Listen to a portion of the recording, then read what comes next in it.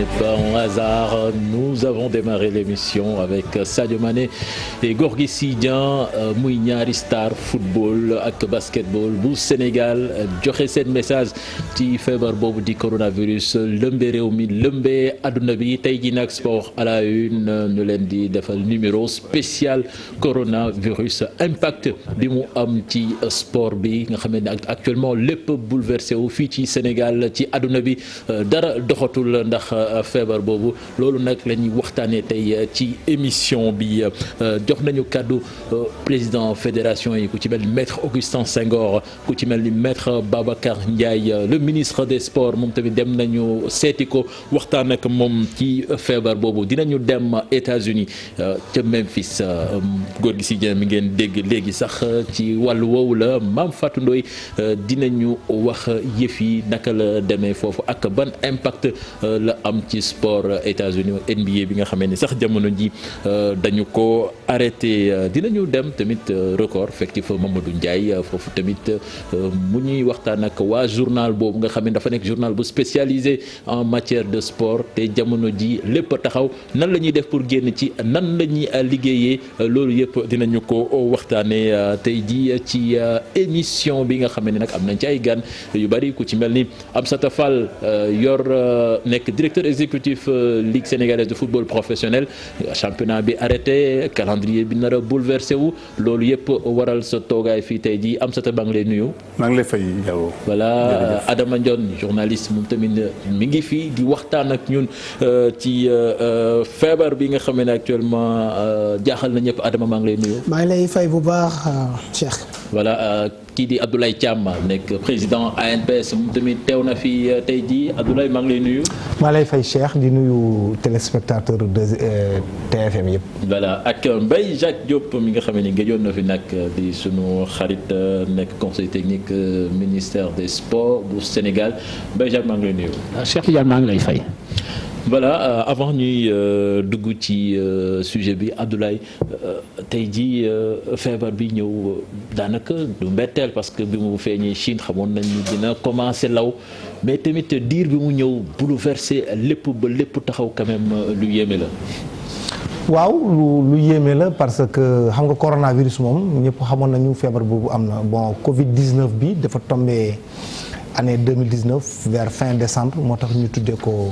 Covid 19 li jaaxal nit ñi nag c'est que d'abord le fait que kenn amagul vaccin am médecins yi ñu ngi waxtaan ak ñoom dafa mel ni aussi virus bi day mel ni luy xaw a adapté wu parce que Chine bu mu jógee déplacé wu ba benn moment dañu yaakaaroon ne peut-être ci wàllum tàngaay bi dëkk yu xaw a tàng yi peut-être du fa mën a résister wu mais finalement on a vu ñëw na fii ci Afrique il y avait tellement d'idées reçues mais loolu yëpp yàlla def na ci sutura tey ji ba au moins quand même que les gens ont compris nekkul feebaru nit ku weex nekkul feebar nit ku jaune nekkul feebar nit ku rouge nekkul feebar nit ku boo xam ne du attaqué nit ku ñuul donc adduna bi yëpp la songandoo moo tax nag adduna bi yëpp moo war a jogandoo ñu xam ne aussi l'humanité lu gën a garaaw li daan na ko dal mais ñëpp bu ñu mën koy taxaw xeex ko wax dëgg yàlla dina si def sutura comme ça ba ñu vaincre ko quoi. voilà loolu tax ba groupe Futur Média taxawal opération daan coronavirus boobu ba léegi ñu nekk ci kawam Mbaye Jacques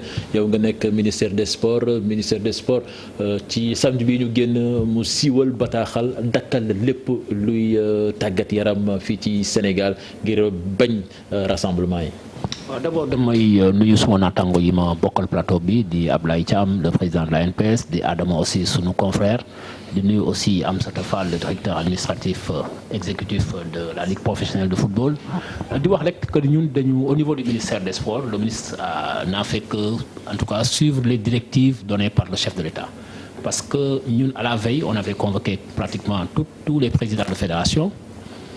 Par la suite le président mu convoqué ministres yi convoqué quand même le comité national de lutte bi ñu ñëwee il avait pris des mesures fortes ñun donc lu ñu mënoon def rek mooy au moins une décision à effet immédiat et bi ñu ci jëlee parce que boobu convoqué nañu tous les 57 présidents groupements et groupements sportifs yi war a ñëw au niveau du ministère des sports pour ñu lëngaloo toog xalaat ban décision la ñuy jël pour au moins jéem a xeex ou bien jéem a xool nan la ñuy moytoo loolu mais ci wàllu woowu bi ñu ñëwee bi ministre defee déclaration bi ñu waree réunion pratiquement tous les présidents de fédération dañ ko ne jarul ngay def parce que li ñu président wax ñun dañu am ay délégation de pouvoir lépp loo def rek d'accord nañ ci donc ba tax na le ministre a pris une décision boo xam ni ça a été une décision très salutaire qui a été appréciée et acceptée par tout en tout cas tous les présidents qui sont délégataires de pouvoir du ministère des sports. Voilà loolu tax ba championnat local bi ñu ajandiko ci diirub weer Amsata déjà décision boobu noo ko gisee ak tamit conséquences yi nga xam ne dina ko andi surtout que yow mi nga xam ne ni wàllu programmation bi yow yaa koy faral di yor. dina la gën a yokk liggéey. jërëjëf Cheikh ñu ngi nuyu seen téléspectateurs yëpp di nuyu tamit ñu bokkal plateau bi di rafetlu tamit émission bi ngeen jagleel lu li nga xam ne mooy coronavirus muy feebar mën nañu wax ne sax ëpp na feebar genre balaa la boo xam ni dafa daanu ci kaw àddina bi bu ñu demee ba président de la république jël ay mesures ci mesures yooyu ñu seetlu ci am na loo xam ni dafa ni pèlerinage à la Mecque ak pèlerinage même pour les chrétiens à Rome dakkal na formalité yi loolu lu sérieux la waxuma sax yeneen décision yi le fait que déjà mu ni bu benn manifestation amati ainsi de suite loolu nit ñi dañ ko war a jàngat mu wàcc ba ci suñu ministère des sports bi nga xam ne dafa jël benn décision importante surtout que ci moment boo xam ni dafa amoon 32e de finale ñu jouer le samedi mu ni à partir de samedi bu kenn joué loolu dañ koy rafetlu ba pare mesurer en tout cas importance su mesures yi nga xam ni jox nañu ko ñun ñi nga xam ñooy fédération des ligues professionnelles. muy feebar boo xam ni dañ ko war a jël à sa juste valeur parce que du feebaru yuy dem balaa la parce que amul benn feebar boo xam ni am na proportion bu mu am boo xam ni mës na ko am. donc ci loolu ba ministre bi jëlee décision boobu ci saa si ñun tamit décliné nañ ko ci wàllu également directive ci suñu club yi nee nañu championnat bi arrêté na. ba comme nu ko ministre waxee ba le 30 décembre. loolu dinañ ci dikkaat tamit jéem a wax ci conséquences yi muy am parce que c'est vrai que feebar bi mi ngi fi waaye loolu tamit dina xaw a andi ay jafe-jafe te surtout que mbir mi kenn xamul kañ lay jeex alors Adama yow tamit je pense que comme sa confrère yi di ñu wax ci feebar bi idée boobu nga ci am te muy loo xam ni quand même ça a tout bouleversé actuellement dans le monde du sport. waaw asalaamaaleykum wa rahmatullah Cheikh di la gërëm bu baax tamit ci invitation bi di nuyuwaale sama ñetti doyen yi ma fi bokkal plateau bi muy le doyen Abdoulaye le doyen Bajak Diop ak ki nga xamante ni mooy Amsata nga xam ni ba ñu nekkee xale la yoroon équipe nationale ñu ko doon seetaan CNEPS maa ngi ko doon wax sànq donc muy mbégte bu rëy si ñun si ñu bokk ak ñoom plateau bi di leen gërëm surtout au niveau de la TFM si ndax man personnel du point de vue personnel gëjoon naa feeñ ci média lool bu baax donc alhamdulilah dellu si waat naa di ci sant yàlla bu baax alhamdulilahi rabbil alamin donc comme ni nga ko waxee yaakaar naa nekk na benn mbir boo xamante ni mbir bu xaw a doy waar la boo xamante ni dafa ñëw def li nga xamante ni moo di secouer en tout cas l'écosystème à travers le monde entier muy loo xamante ni doy waar trop je pense que xëy na pour camper le décor ñi ma jiitu wax nañ ko ba pare nekk na loo xamante ni wàll bu ñu gën a yitteel mooy côté sport bi maanaam tàggat yaram jàpp naa ne tey jii am na ay mbir yu bëri yoo xamante ni soppeeku na te yaakaar naa ne conséquences yi maanaam li muy jur dana doon loo xamante ni xëy na pour xayma ko dana jafe trop loolu moo tax xëy na dinañ ci delluwaat léegi nii wante déjà li ñuy wax rek mooy ñi nga xamante ni mooy ñiy def ay prévisions maanaam xayma yi pour au niveau de ce qui va venir après xam naa danañ def li nga xamante ni mooy ay calcul yu calcul yoo xamante ne nii dana doon ay prévisions yu précises exact en tout cas le maximum possible ndax loo xamante ni kenn xamul kañ lay jeex donc ngir nga liggéey si du yomb. du yomb donc ñu ngi ñaan yàlla rek comme ni ko ñëpp waxee sunu borom dugal si loxoom ba lépp li nga xamante ni moom la nit ñi di ñaan ci àdduna bi wargal këpp incha allah bu ñu mën see dellu bu baax a baax a baax. voilà merci Adama ni nga ko waxee noonu la amee te sentiment boobu la acteur yi ngànk sportu Sénégal am loolu moom moo tax Mamadou Ndiaye tey jii nag liggéeyaloon nañ ko bu baax a baax a baax a baax dem na doxantu ci fédération sénégalaise de football ministère des sports fédération sénégalaise bu basket dem na seeti tamit doyen Abdoulaye Diaw mi nga xamee ni interrogé na histoire ci arrêt yi nga xamee ni monde du football daawoon na ko am surtout ci wàllu guerre yi dañuy seetaan élément yooyu.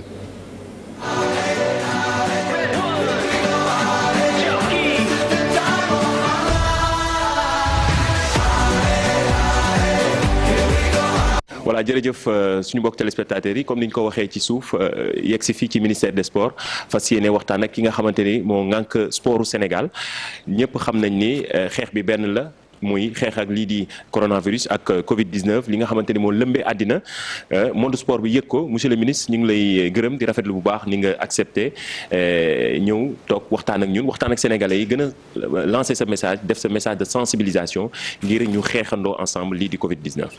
ndogal yi nga xamante ni président Macky Sall jël na ko. muy ndogal naam yoo xamante sax yu diis la. waaye jamono ko laaj situation bi laaj ko mu sukkandiku ci li borom xam-xam yi wax. pour ñu mën leen a gunge ñu contenir li nga xamante mooy propagation virus li nga xamante ne moo lëmbee àdduna bi di rafetlu it li nga xamante ne président fédération ak groupement sportif yi taxawee nañ ko parce que damay fàttali ne amoon na ndaje bu ñu jàppoon samedi faf président Macky Sall jël dogal yi ñoom i tamit ñu bokk ci ñi ko njëkk a rafetlu njëkk ko nangu et jëfe ko comme am ay compétition yoo xam ne sax dañ leen a arrêté en cours lu jëm ci basket am na ci yoo xam ne sax yegg na waaye boobu ba léegi arrêté nañ complètement ba pare yemuñu ci arrêté waaye dañu mettre suñu bopp à la disposition du ministère de la santé ak techniciens yi surtout le comité de lutte contre les épidémies pour ñu jàppale leen ci sensibilisation bi parce que ñëpp xam nañu tàggat yaram ñi mu boole ñoo ëpp tey Sénégal ndaw ñi ñoo ëpp te ndaw bu ci nekk yaa ngi ci benn discipline sportive defe naa ne bu ñu jaaree ci kilifa yi jiite fédération yi ak kuréel yi am yëpp nawetaan beeg ñëpp defe naa ne képp kuy sénégalais di nga xam ni nga war a taxawee looloo tax d'ailleurs suba ci 16h dinañu dalal fii ministère de la santé ak yenn techniciens yi boole président fédération yi yëpp ak ñi nga xam ne dañu yëngu ci tàggat yaram te nekk ci ay kilifa su ko defee ñu échanger ak ñoom ñu wax ñu fi nga xamante foofu la ñuy efficace ñun ñu taxawee foofu pour gunge leen ci lii nga xamante ne ci Sénégal yëpp la dal du mbiru sportif du mbiru benn nit waaye mbiru réew mi yëpp la ñëpp ñoo ci war a dugal seen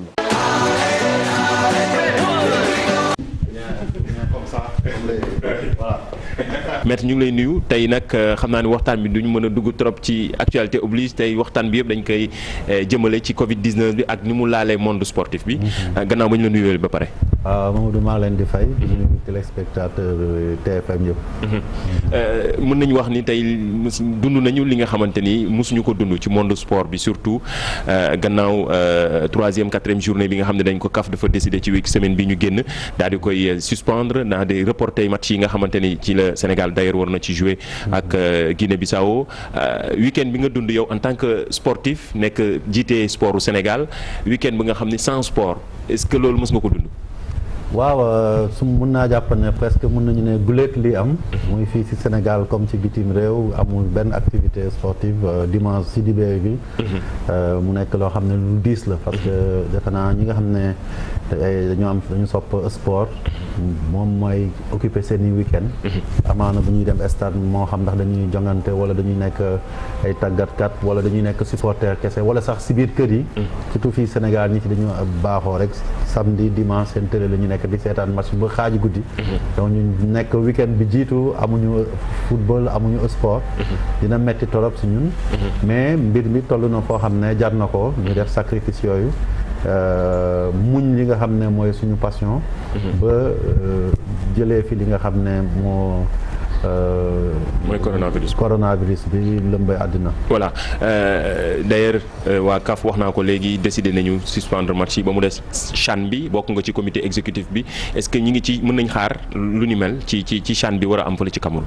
waaw boo gisee ndogal bi nga xam ne kii jël na ko nu mu tuddati CAF ci comité d'urgence bi nga xam ne kuréel bi nga xam ne moo gën a kawe ma nekk ci membre effectivement ci consultation sax lañ ko décidé parce que nit yi mënuñu tukki tax coronavirus bi donc li ñu jàppoon rek mooy toxal lépp li nga xam ne mooy compétition li nga jëm nag ci CHAN bi comme dañu amoon ba déjà benn kuréel bi nga xam ne ay médecins la dañu waroon jëm fële ca Cameroun pour xayma mbir mi xool fi mu toll parce que enjeu CHAN bi tam xam nañ ko ay bés rek moo desoon pour ñu door jëloon nañu matukaay yëpp dëkk bi nga xam ne moo ko war a dalal pare woon na Cameroun foofu xam nañ ne coronavirus dugal na fa mais ñu ngi ci ñetti cas actuellement donc ñoom ñu dem di xool lan mooy maanaam taxawaay bi foofu ndax mën nañ ko def wala waruñ ko def donc ci li ma jàpp xam naa fii rek ñaari fan yi di ñëw dinañ ci am lu leer parce que dañu ne woon rek buñ ñu defee jëbalee ñoom seen maanaam seen rapport comité d'urgence bi dina mën décider donc xam naa ci fan yi di ñëw daal dinañ ci xam lu gën a leer monde bi yëpp gannaaw exception wu ay Argentine ak Turquie ñëpp suspendre seen championnat Sénégal ñu ko doon xaar ci week-end bi ban jàngat nga ci am ak message bi nga xam ni gën nañ ko jox sénégalais yi yow en tant que président fédération. waaw li ñu ciy wax rek d'abord suñu wàll ñun ñu nekk ci football bi ci bés yi la ñu génn bi ñu laajee ci dañu ne woon ñun ñu ngi taataan li nga xam ne mooy maanaam décision autorité publique yi parce que wàll bi dafa nekk lu sensible mu concerne askanu Sénégal yëpp mu jëm ci wàllu nag li ñuy wax maanaam wér-gu-yaram sénégalais yi donc ñun ci ñoom la ñu wéeru woon amaana sax ci ajuma ji gisante na ak suñu kilifa ministre des sports ba ñu wax ci doon xalaat ne bu ñu weesoo coupe du Sénégal yi ci 32e ñu aj yàlla def mbir mi gën a tàggatémbe donc ba chef de l'État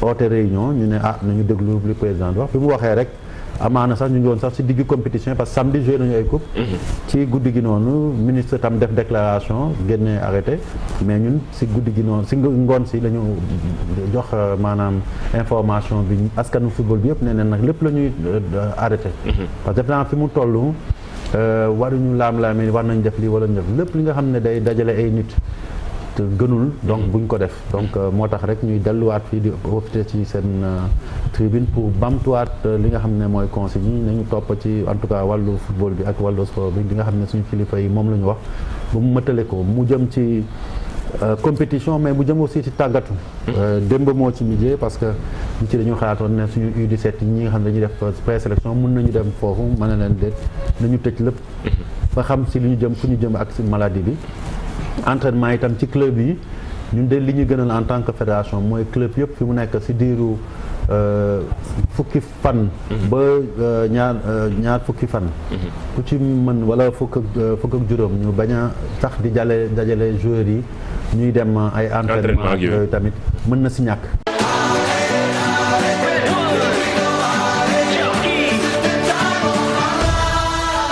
li àddina yëpp bokk muy coronavirus di Covid-19 bi nga xamante ni pandémie bi jaaxal àddina ak monde sport bi ni ñu ko fas yéenee dundee première question bi kon li ñu posé ñëpp naka nga mën a dundee week-end bi nga xamante ni un week-end sans sport. waaw mën nañu wax ne c'était un peu monotone. waaye nag comme ni ñu ko waxee rek comme c'est une question de santé publique. xam naa sama jabar sax démb dafa jaaxle parce que dafa doo gis bu si kër gi toute la journée génn ma. mu ne am waaye yow lu xew tey donc loolu moo tax heureusement sax ñun samedi amoon nañ tuuti avant ñuy mesure bi jot mais bi ñu jotee mesure bi rek automatiquement il restait 2 matchs à jouer. mais dañu arrêté waaw parce que loolu aussi moom mooy nit da ngay déglu sa waxu kilifa. surtout que lu nga xam ne ni question de santé publique la. léegi nag jël nañ mesure bi arrêté nañ championnat bi. Maintenant il faut même ñu xool est-ce que war nañ mën a continuer entraînement yi parce que entraînement yi aussi risque de provocation microbe bi la virus bi la. loolu dinañ ci réfléchir au niveau de la fédération li gënoon daal man à mon avis ñu arrêté lépp équipe bi waa jël pause d'ici 3 semaines ñu xool maintenant après quelle est la conduite à tenir. feebar bi doy na waar gis nañ ko depuis Chine nu muy def ba ne Europe mën nañu wax ne Afrique sax ñun ñoo tanee gum.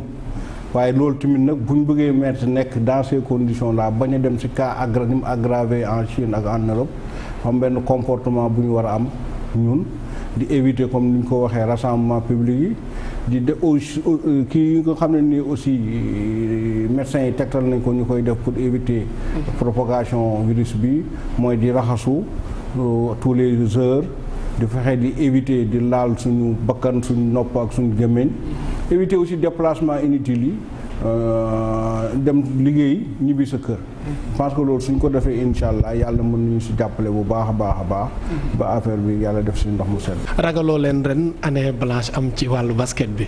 ñun ñaan yàlla mooy affaire bi yem ci 1 mois bi de suspension bi nga xam ne président de la République décidé na ko mooy fii ak 1 mois donc affaire bi fay sedd. ñu mën a xool nan la ñuy mën a continuer suñu activité.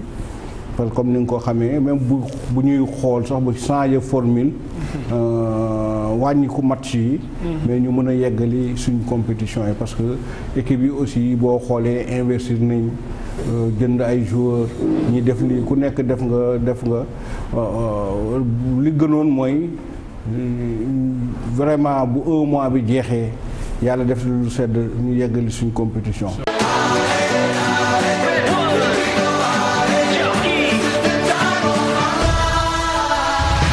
Vous êtes suffisamment prudent pour moi. Hein? On n'est jamais suffisamment prudent. Ouais. Voilà. Ouais. Tenez, et comme dit l'autre, le poète, la santé avant. Est-ce que mës na ko dund maanaam toog week-end bi nga xamante ne amul benn événement sportif. Surtout bu mel nii. Mais jaar nañ fi ay week-end yu nga xam ni amul événement sportif mais amuñ ci woon benn njàqare yaa ngi fàttaliku. période du campagne électorale xam nga am na fi. mais dafa mel ne que da nga changer juste ambiance.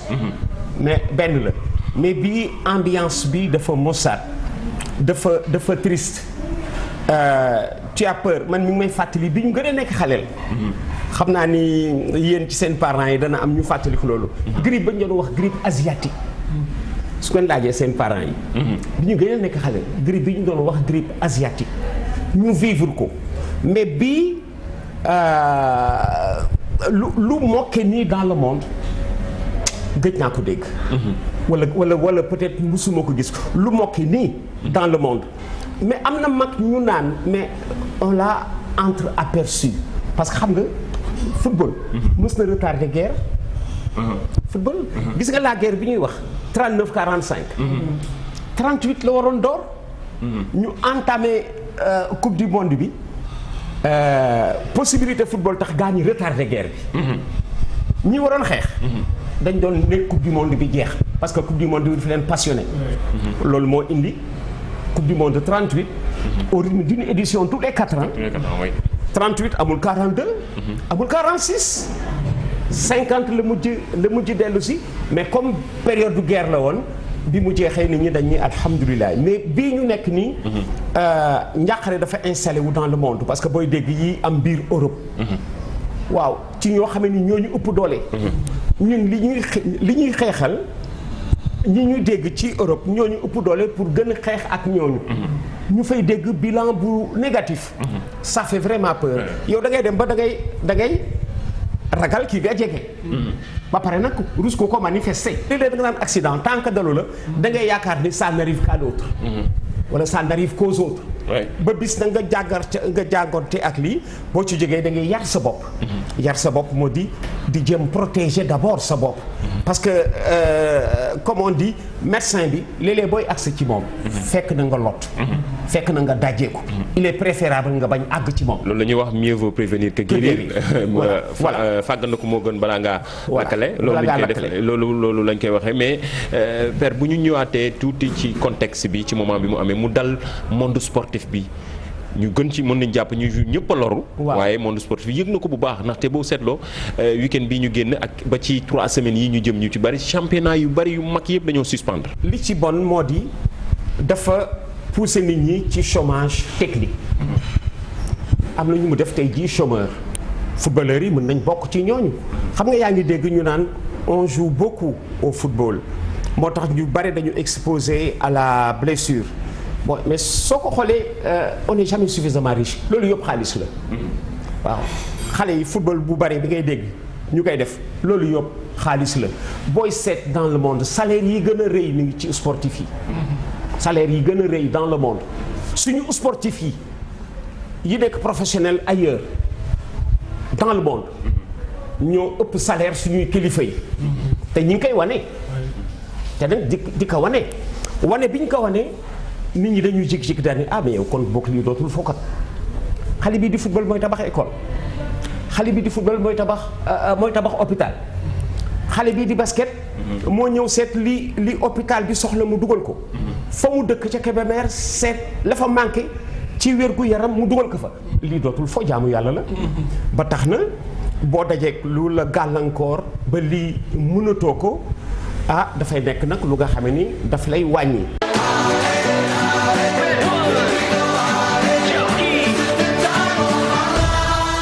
asalaamaaleykum maa la Cheikh Kouyaté international sénégalais tey nag dama ñëwoon ñu waxtaan ci feebar bi nga xam ne mooy Covid-19 ñu gën ko xam ci turu coronavirus feebar boo xam ne da gis na ni jàpp na monde entier bi yëpp et récemment ni gis na ni carrément feebar dugg na Sénégal léegi may woote di ñaan ñu ñëpp ñu dajaloo nekk benn déglu conseil autorités yi ak ministère de la santé pour def loolu nag lan la ñu war a def raxas suñu loxo yi régulièrement utiliser aussi gel sanitaire yi moytu aussi regroupement yi ci lieux publics yi parce que benn feebar boo xam ne gars yi il faut ñu jël ko au sérieux di ñaan yàlla nag yàlla nañu yàlla sutura sàmm ñu feebar bi jóge ci Sénégal jóge ci monde entier bi yëpp waaw jàmm xew a lekk nekk leen ci jàmm.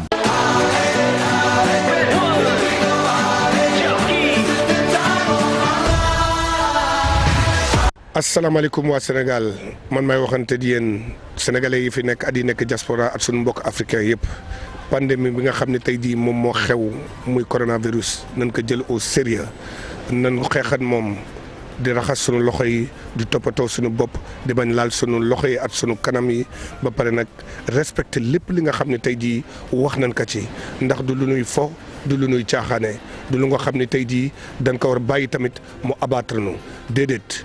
ñu daan xeexee wane ne ay gaynde lañu nañ ko wane ne ay gaynde dëgg lañu te balaa mu ñuy dugg tamit dina fekk amatuñu ci benn pexe comme am nañu pexe bi te wax nañu lan mooy pexe bi tamit pexe bi mooy diglante yi ñu digle yëpp naka Sénégalais yëpp jël aux mesures respecter li gouvernement bi wax respecter tey jii liñ ci wax lépp te buñ ko defee yaakaar naa ni yàlla di yonent baat Sëñ Tuubaa di ñu si dimbali. waaw salaamaaleykum waa mbokk Sénégal mbokk adduna bi yëpp. ñu ngi gis ne xew-xew yi am fi ñu toll nii ci àdduna bi doy na waar muy feebar bi tudd coronavirus donc mu nekk feebar bu doy waar donc ñuy sensibiliser ñëpp ñi di raxas seen loxo ñi respecter normes yi respecter li nga xamante ne moom la médecins yi wax mooy li nga xam ne mooy indi feebar bi donc moytu attroupement yi moytu groupement yi moytu jegewee bi ak te booleti di raxasoog yooyu baax na ci loolu norme hygiénique yi lu am solo la donc nañ ko respecter ngir nga xamante ne loolu mooy stopper coronavirus bi donc ñu ngi leen di jaajëfal di masawu coono tamit ñi nga xamante ni ñoom ñoo nekk ci hôpitaux yi di encourager tamit ñi nga xamante ni ñoom ñoo yor wàllu seetuwaay bi ñu koy seetu mooy médecin yeeg ñi nga xamante ni ñoom la fa état bi teg. ñi war a wax tamit le porteur de voix yi acteurs culturels yi sportifs yi kilifa yëpp nañu vraiment sensibiliser waa Sénégal parce que lii xajul si ñun nagam waa Italie ak waa France ñoo ci sonn nagam ñun ñi Sénégal nga xamante ne suñu doole eggul foofu. man la Pape Ndiaye Souaré li ma leen wax de mooy coronavirus bi de feebar bu am la parce que li ñu si mën di ñaan daal mooy muslu si parce que li xew Europe ak Italie doy na waar trop yàlla nañ ci yàlla musal. te li ñuy ñaan mooy suñu médecins yi li ñuy wax itam protection yi ñu koy def di laver suñu loxo yi bu baax a baax xam nga di protéger xale yi tamit di protéger mag ñi yàlla suturaal ñu si yàlla nañ ci yàlla musal.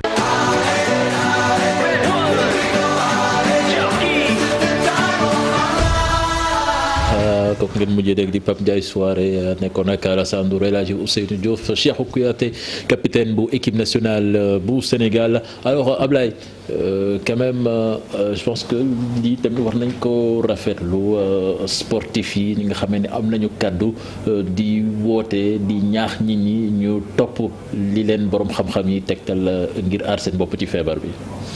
En tout cas man kontaan naa trop ci seen discours comme li ko expliqué léegi le directeur après la déclaration du chef de l'État gis nañ Sénégal yi biir dafa jóg taxaw comme si on était un seul peuple ñëw pour xeex coronavirus bi et baax na ci aussi genre situation yu mel nii nga am ay leader d'opinion mënul weesu les sportifs. El Hadji Ousseynou Diouf loo mënta wax c'est l'un des plus grands footballeurs de ce pays donc kooku bu jëlee parole wax ku mel ni Pape Ndiaye Souaré wax et puis dem ngeen aussi ba gis les internationaux jël ngeen le capitaine de l'équipe nationale du Sénégal mu wax gis nañu aussi suñu kilifa diini yi parce que leader d'opinion yi yemuñu rek ci wàllum sport wala nga nekk un leader politique mais Sénégal dafa nekk dëkku diine quand je dis diine nag c'est aussi bien pour les catholiques que pour les musulmans gis nañ ñëpp dañ taxaw aussi bien l'église que les chefs religieux amul kenn ku ci toppul digle bi ku ci jéemul def kemtulaay kattanam pour avertir ñi nga xam dañu nekk ci ginnaawam pour ne leen lii kat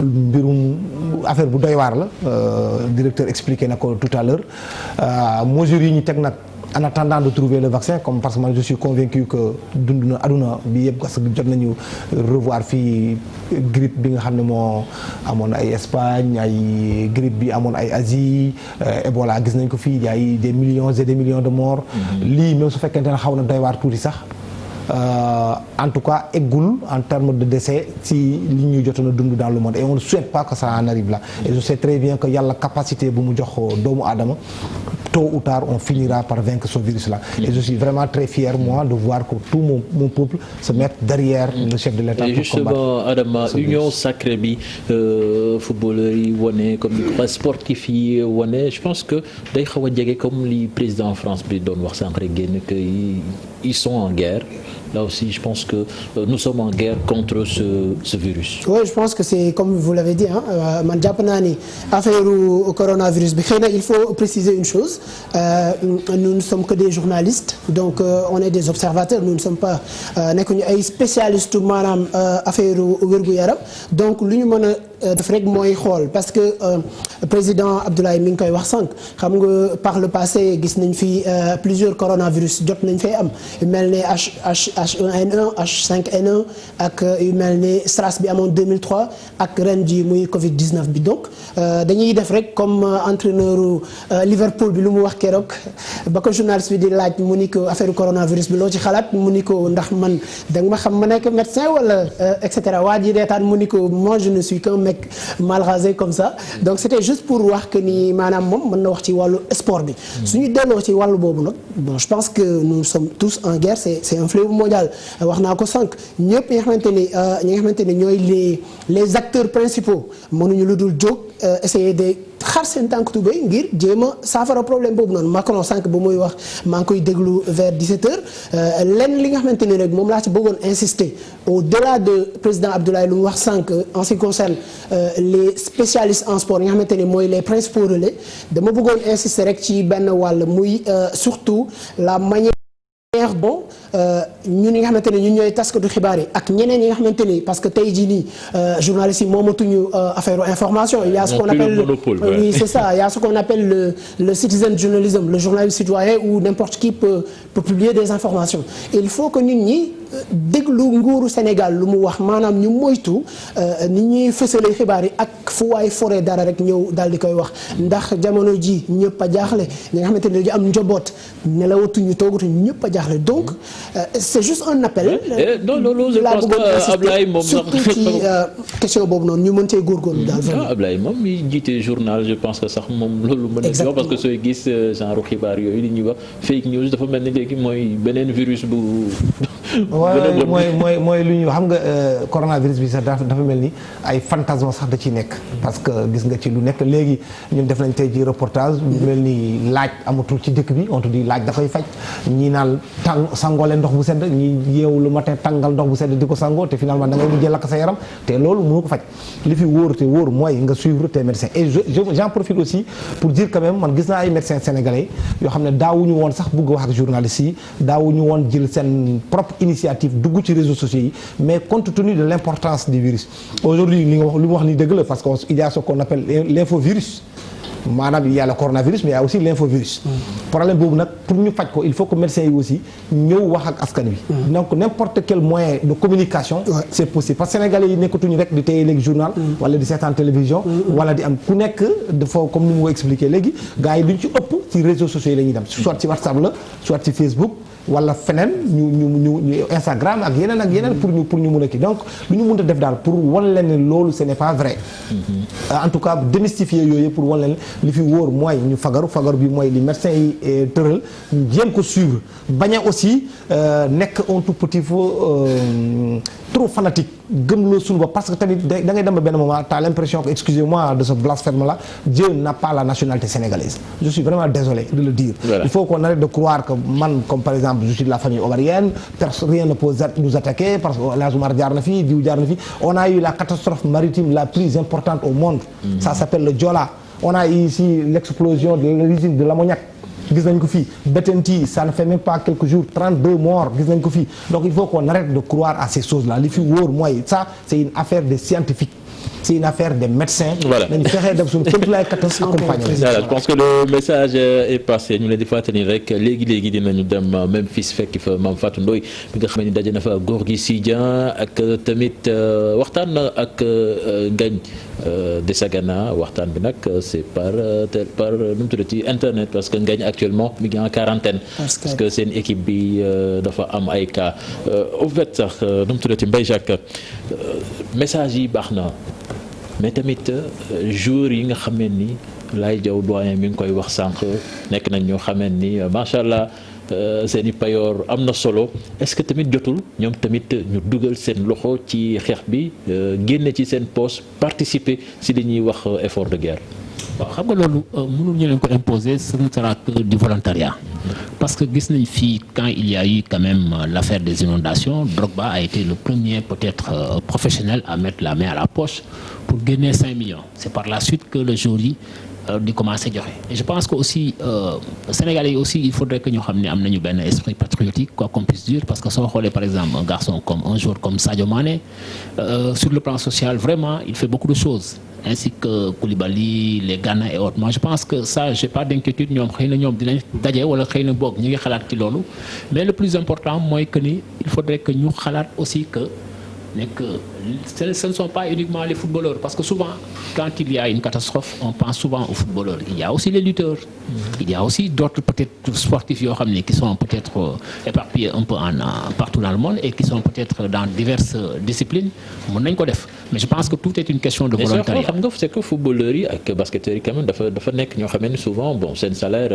sooy xool ci échelle bi dafa kawe ku ci mel ne Rudy Gobert bi nga xam ne affaire bi dal na ko sax gis nañ ni dafa débourser près de $500,000 je pense jagleel ko aides-soignants yi ngir ñu mën a xeex feebar bi coronavirus ce qui veut dire que ñoom am nañ ci seen wàll parce que mbir mi taxaw soo xoolee mën na impacter fépp te kenn xamul fu muy yem. non mais la preuve quand on arrête les championnats cela prouve que quelque part il y a le danger il est partout Donc on ne peut pas quand même mesurer aujourd'hui l'ampleur du danger. Maintenant, comme vous l'avez si bien dit, moi je pense que aujourd'hui on ne peut pas aujourd'hui aussi imposer à quelqu'un de pouvoir faire une contribution ou bien donner une contribution. Peut-être que moom mooy xalaat ne moom yàlla wërsëgal na ko loo xam ne mën na ci au moins jàppale nit ñi mu jàppale ko parce que loolu aussi jaamu yàlla la bokk. Donc moi je pense que quelque part parce que aujourd'hui le président Youssou Ndour il a fait un geste parce qu'il a mis à contribution quand même tous ces supports médiatiques le mettre à la disposition de l'État comme Bougane. Donc moi je pense que quelque part ku nekk contribution bi nga mën a def que ce soit une contribution minime ou consistante da ngay jàppale réew mi da ngay jàppale Sénégal parce que da ngay jàppale sa askan aussi parce que xamoo ndax ëllëg sa mbokk dinañ ko mettre en quarantaine isolé ko wala mbokk keneen. Donc moi je pense que quelque part tout est une question de volontariat et je pense que les jours xam naa inchallah bu ñu gisee wala peut-être ak Aliou Cissé peut-être il pourra peut-être activer les leviers ñu def benn geste parce que yàgg nañ def aussi geste boobu quoi de leur part. Voilà l'effort de guerre Amsata fu mu jógee tamit baax na. oui surtout que mbir mi dafa doy war bu ñu demee ba par exemple des aides-soignants ci wàllu ñi nga xam ñoo amee jumtuwaayu fañ gi ñuy sacrifier seen bopp au prix de leur vie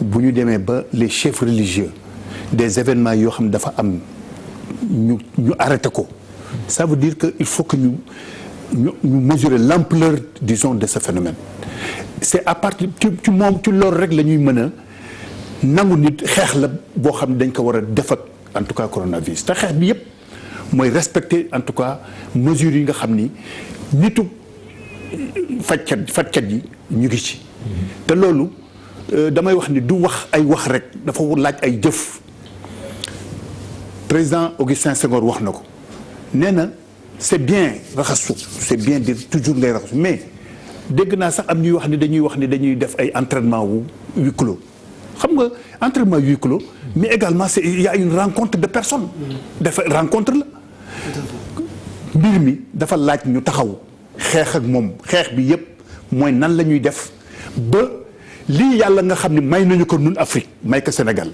nañ ko sante suñu borom parce que Europe ñoom ñu ngay dee démb état comment il s'appelle Italie il y avait 368 morts 260 morts gënuñu leen benn jour yàlla mu ñuy sutural dara amaguñu on touche du bois léegi nag nañu xeex ba xam ni yal na yàlla loolu mu continuer ba génn fi sax mais loolu yëpp nag dafay laaj ñu toog affaire politique ci affaire bi amu ci wàllu politique ci xeex bi ñu xeex fu mu mën ci jëmee amu ci wàllu campagne amu ci lu ñu war a def mooy lu ñu war a yitteel mooy nañ la ñu war a def ba nga xam ni fii affaire bi toll mu yam fa ba yàlla génne ko fi te loolu nag dafa laaj responsabilité individuelle d'abord responsabilité individuelle avant que muy nekk une responsabilité collective. Voilà ci responsabilité individuelle boobu sax lay ñëw ak yow Adama pour en revenir à Macron sànq gis nañ ko muy tensé français yi nga xam ne dañoo xaw a indiscipliné ci yenn directives yi ñu leen di jox te respecté wuñ ko.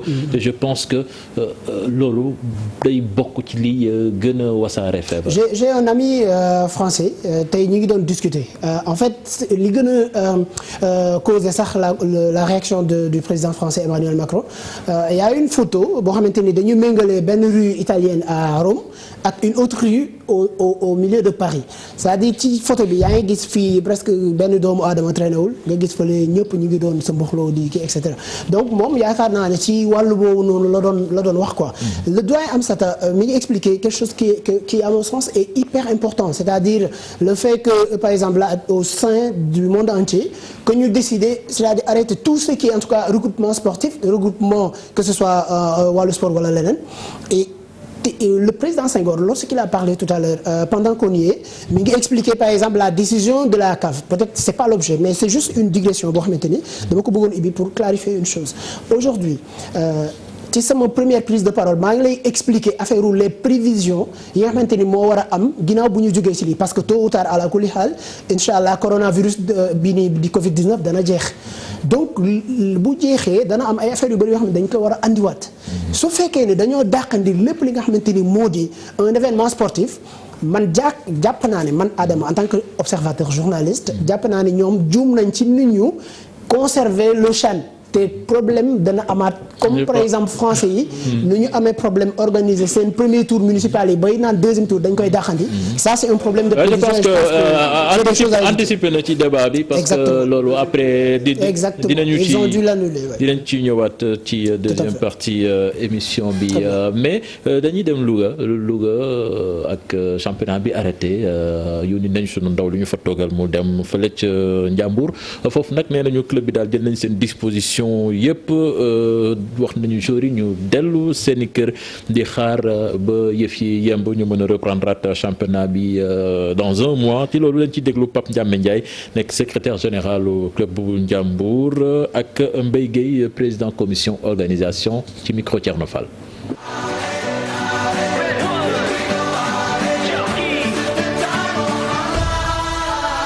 Naturellement, c'est des décisions, n'est-ce pas, qui ont été prises par ricochet aux décisions venues du niveau central. Nous ne pouvons que nous plier, n'est-ce pas, dessus. Et par rapport à ça, des dispositions vont être prises par rapport à l'équipe.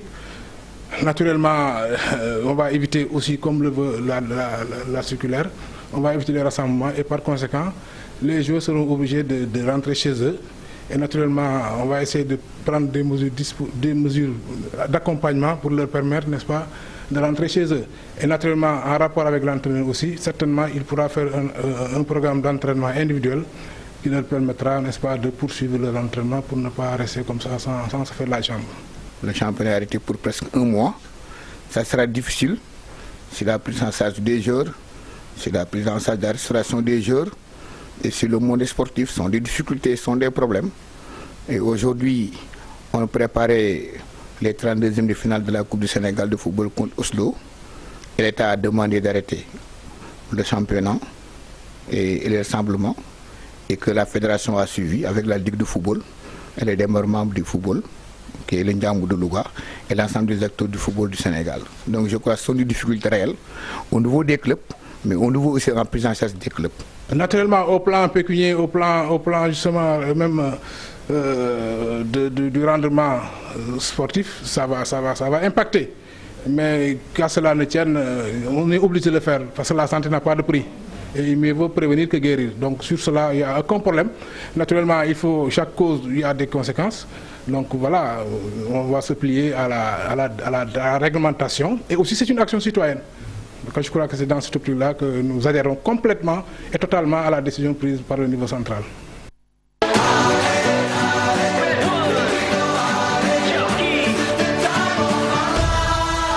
Une action citoyenne qui aura quand même des conséquences ci loolu ñi ngi ci ligne bi ak Elimane Lam moom ci milieu football bi lay yëngu nekk ci dirigeant yu Valenciennes fële ca France xam milieu football bi nu muy évoluer Elimane maa ngi lay nuyu.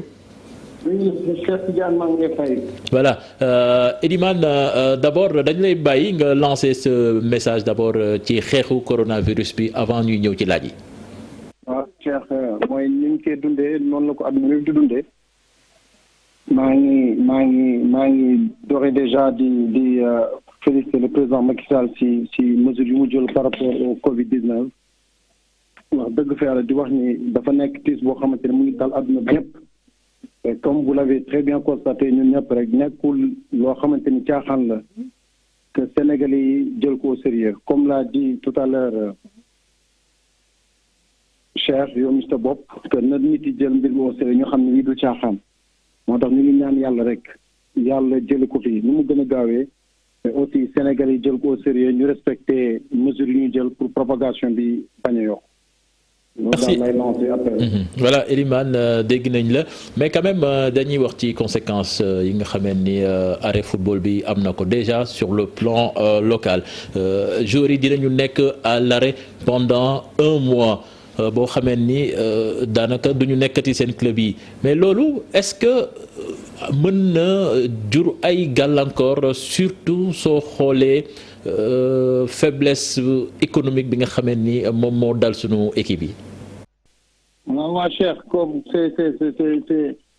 tu as bien posé la question xam nga tey dégâts collatéraux yooyu dafa bari tey wax dëgg fa yàlla ku xam footballu Sénégal xam ni wax dëgg dañuy vivoter rek wax dëgg fa yàlla di góorgóorlu président yi di góorgóorlu du ma ne amuñu aide au niveau de l'état ñu ngi koy am ñu ngi percevoir seen aide su fu état bi mën a yem waaye ñoom xam nga ni tey wax dëgg fa yàlla il souffre énormément ci wàll sax mën a fay salaire joueurs yi yenn club yi dañuy góorgóorlu ni ñuy góorgóorloo moom mooy yaakaar ci yenn sponsors yi ak yenn annonceurs yi tey wax dëgg fa yàlla lii lu muy engendre moom mooy annonceur boo xamante ni da nga contracté woon ak moom pour saison bi il suffit que engagement bi bañ a am ci diggante ma équipe bi rek contrat boobu mën na kaddu te loolu day yàq lu bari ci wàll bi ñu nekk.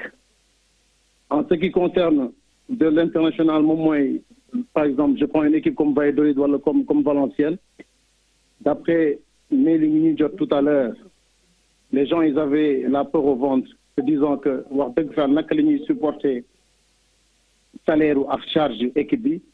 Mais man, je viens de recevoir tout à l'heure disant que l'État ou français, par exemple, day contribuer jusqu'à 4,5% SMIC joueur bu nekk te loolu day firnde ni les États forts nit yi dañ leen pareel déjà pareel dans le sens que ñun opérateurs yi ak ñun entreprise yi su nekkee dem nañu ba di dimbali suñu réew di fortifier réew bi di fay l'impôt day tax état gën a dëgër te état su dëgëree genre cas de force majeure su amee ci réew automatiquement lépp loo xamante ne état am na ko ci ressource mën naa ne da koy reverser entreprise yu amul doole yi te d'où la nécessité nit yi bañ a foowee impôt malheureusement nag su ñuy wax impôt rek Sénégal dañuy foog ni ci poche réew ci poche état lay dugg te yàlla xam ne ni su ñun lay duggaat ci yenn fànn yi moo tax damay woo Sénégalais loolu nag xam naa ni luy bett doomu aadama ci moom wax sport bi ñu nekk nii di wax plateau sportif mais man en tant qu'opérateur économique en tant que commerçant nekk tamit ci milieu sportif danay wax doomu aadama yi pour nañuy dimbali état bi di fay l'impôt day tax problème yi su amee état war ñu mën a ñu ni dimbali. Elimane, une dernière question balaa ma lay bàyyi comme que yow yaa ngi Valenciennes nekk club évolué ci monde professionnel bi problème bi nga xamee ni moom la club yi nekkee lépp nekk à l'arrêt ñuy njort ni sax ni yëf yi mën na fi dakk championnat yi du ñu yegg loolu am na ñuy xayma ni mën na dem ba andi ay baisse de salaire de 25% ci joueurs yi.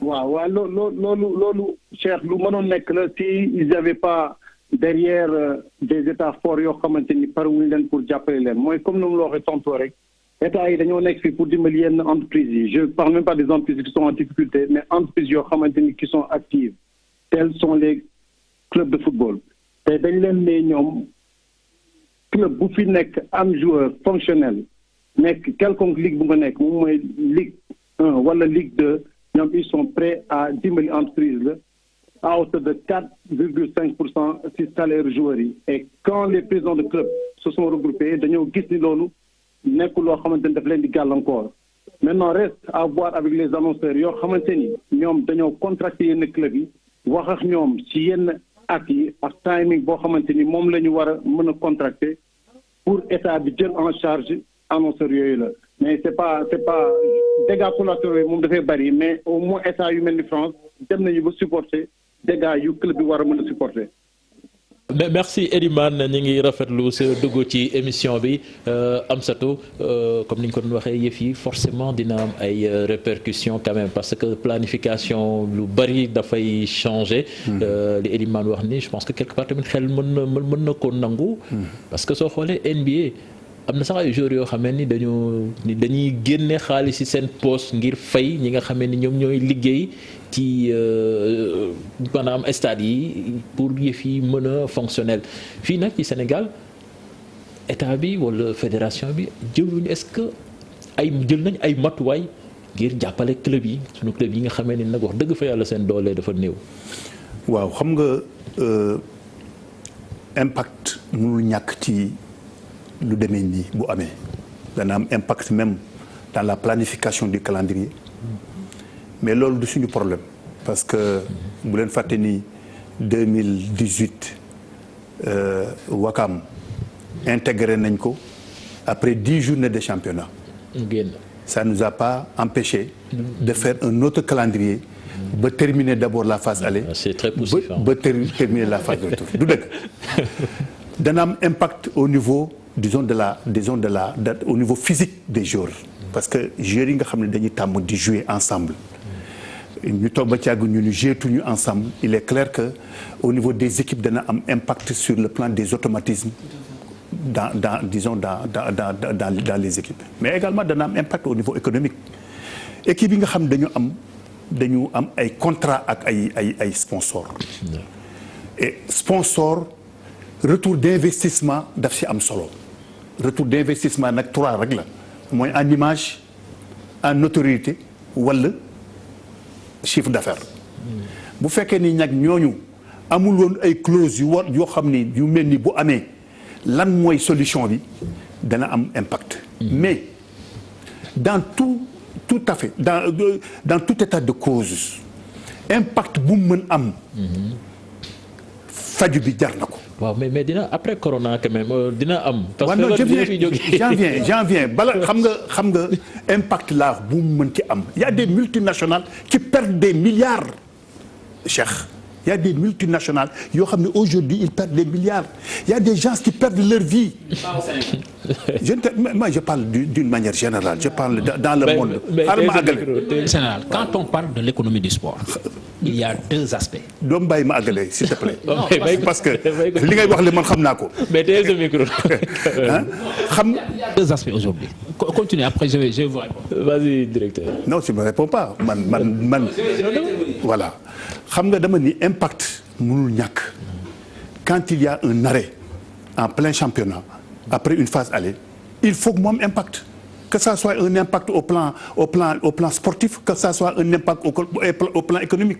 J'ai parlé wax naa léegi les comment il s'appelle les retours d'investissement des annonceurs bu ñu amatul image bu ñu amatul le spectacle forcément ils vont poser le problème de dire que attention ñun ba ñuy signé ak yéen c'était pour avoir toujours un spectacle chaque semaine loolu dana am est-ce que y a des clauses yoo xam ne ñoom réglé nañ ko ou pas ça xamuma ko maintenant il s'agira bu ñu fa tolloo je dis bien bu ñu fa tolloo bu ñu fa tolloo forcément que ça soit la fédération que ça soit la ligue daañu toog réfléchir waxtaan ak les clubs. mais des fois aussi foog ñuy xaw a anticiper tuuti waa Mbaye vas-y. Je disais par exemple dans l'économie du sport il y a 2 aspects il y a ce qu'on appelle le périmètre c'est-à-dire le jeu les institutions les entreprises il y a aussi ce qu'on appelle la contribution.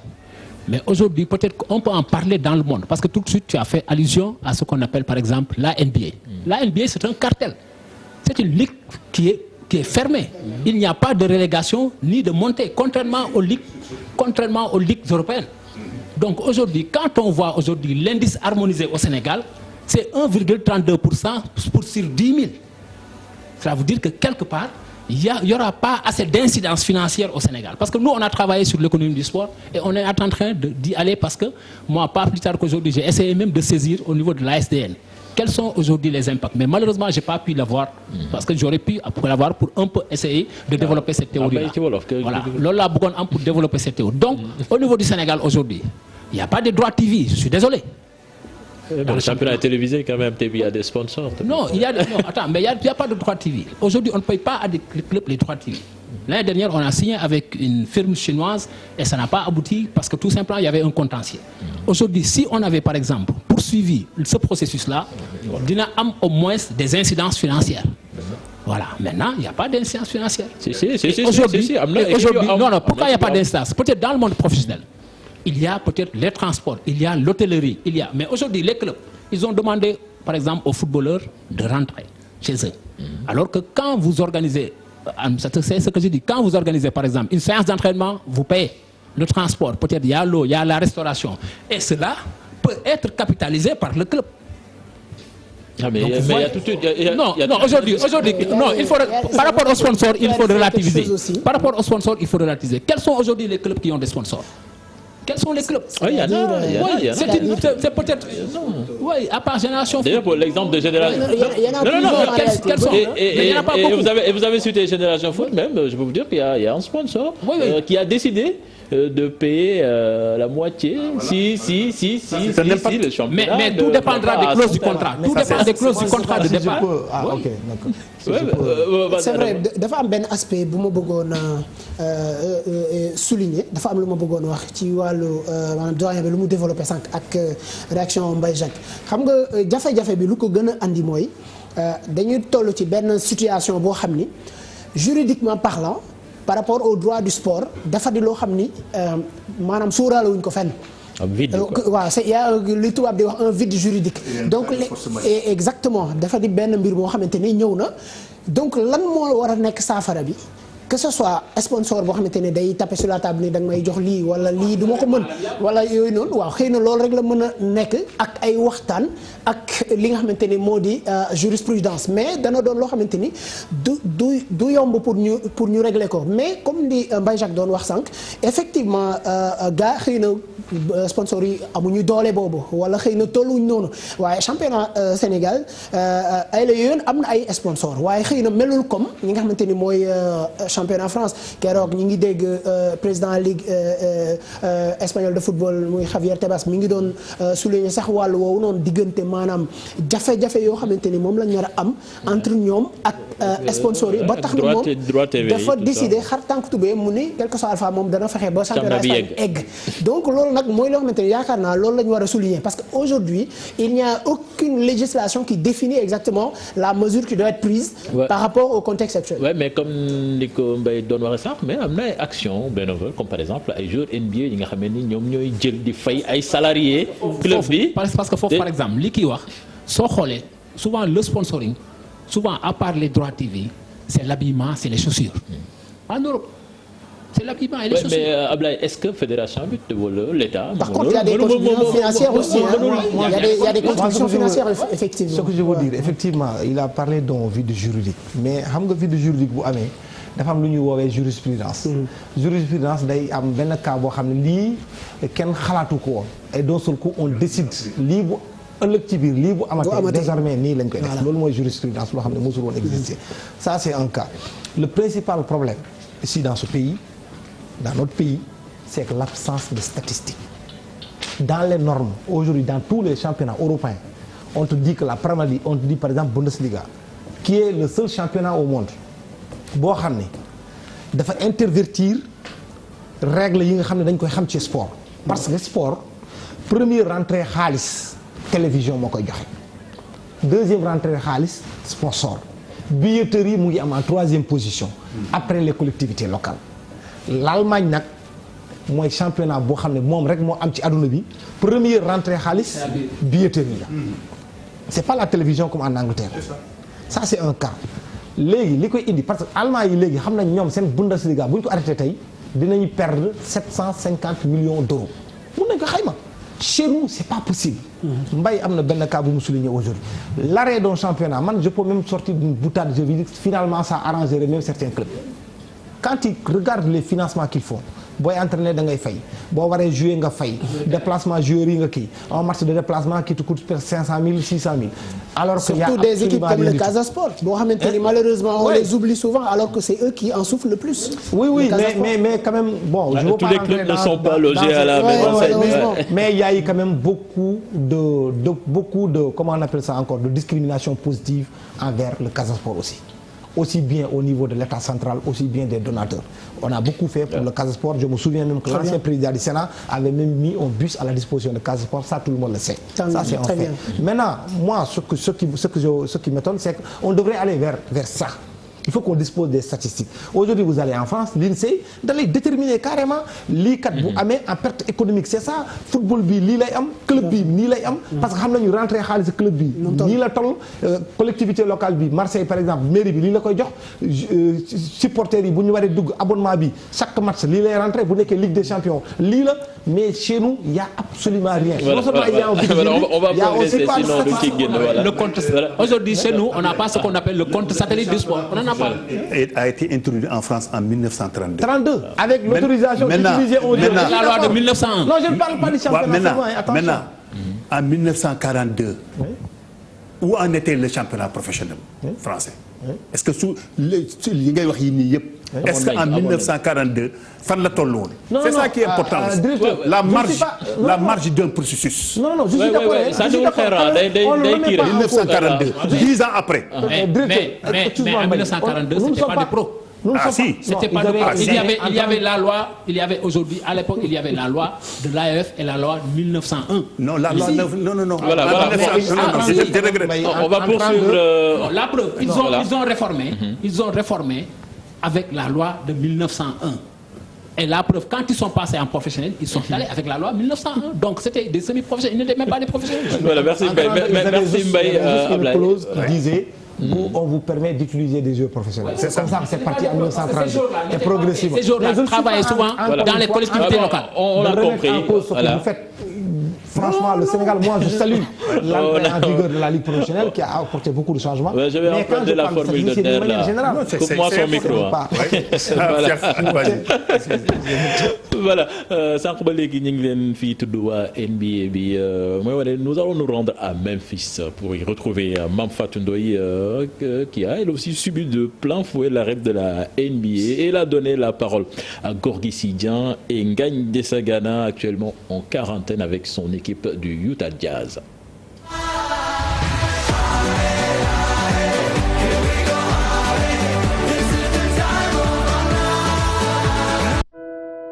C'est ici à Memphis, dans l'état de Tennessee, que nous avons appris mercredi dernier l'arrêt du championnat de basket de NBA.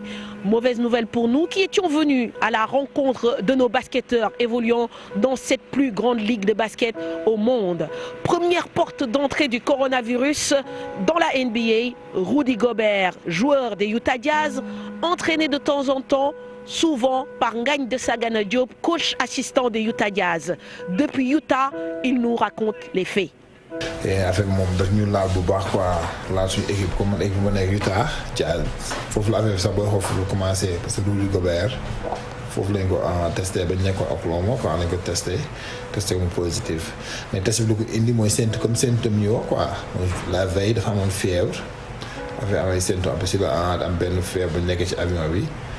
léegi bañ yeggee Oklahoma nañ ko yóbbu si néegam xam nga su fekkee ko foofu temps yi moom ak kii bi coronavirus bi moom boo amee fièvre wala benn symptôme da nga war a seet sa bopp moo tax ñu décidé yóbbu ko defal ko test bañ ko defee test na si le test bi comme ñëw positif quoi mais juste avant fekk na ñuy waaj a commencé ñu match bi après si dañuy wax ñu delloo ci VCR ñu delloo ci VCR rek si dañu coach bi ñu tax foofu la ngay si li ñu coach bi di wax loolu dafa testé positif moo tax ñu arrêté annulé match bi quoi le jour boobu moom jour bu gudd la woon parce que match bi nga commencé 7h booy xool ba ñu delluwaat si VC ay 7h10 7h15 foofu la ñu toog ba 2h du matin ñu fay soog a génn kon temps boobu dañu ñëw defal ñu ay test léegi heureusement lu def dafa test ba lendemain bi la ñu wax résultat yi c'était négatif quoi équipe bi parce que ñëpp négatif woon sauf suñ beneen jour daanaka monsieur moom moo positif woon.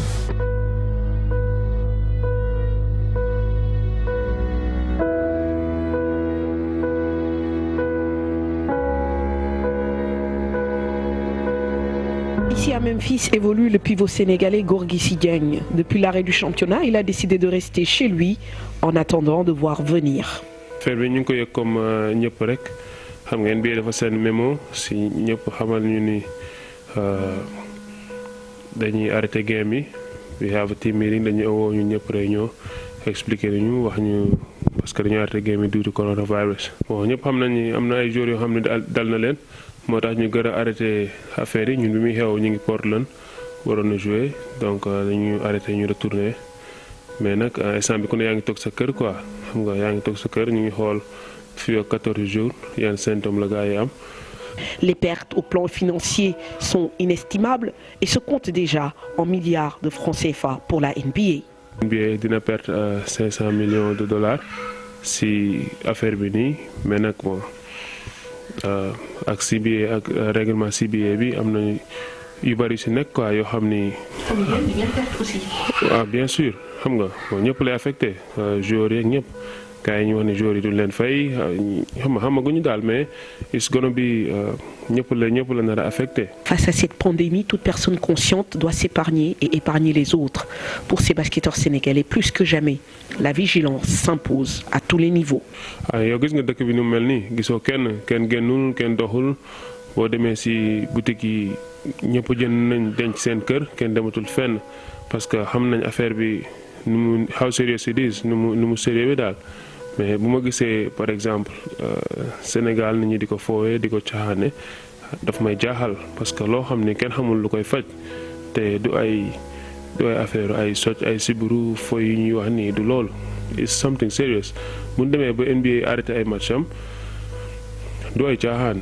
David Stern moo nekkoon NBA commissioner fii ci lu bari jour bi mu gaañoo gars yi dañu joué ji Kobe Bryant bi mu gaañoo gars yi dañu joué ji. donc bu ñu demee ba nga xam ni yu mel nii tax nañ ñu arrêté game yi nekkatul affaire yu caaxaan daal. te instant mu NBA arrêté nañ ka fay 30 jours mu tuuti quoi nañ toog 30 jours yoo xam ne du am benn entraînement du am benn match à partir de loolu dañuy xool on espère que balaa boobu mu affaire bi dina wàññeeku bu baax. Ici, à l'instar du reste du monde, toutes les compétitions sportives sont à l'arrêt ce week-end. Tous dans l'expectative avec une ère d'incertitude quant à l'avenir sportif, mais surtout humain face à cette pandémie qu'est le coronavirus. Mame Fatou Ndoye, Hamzatou Diallo, depuis Memphis.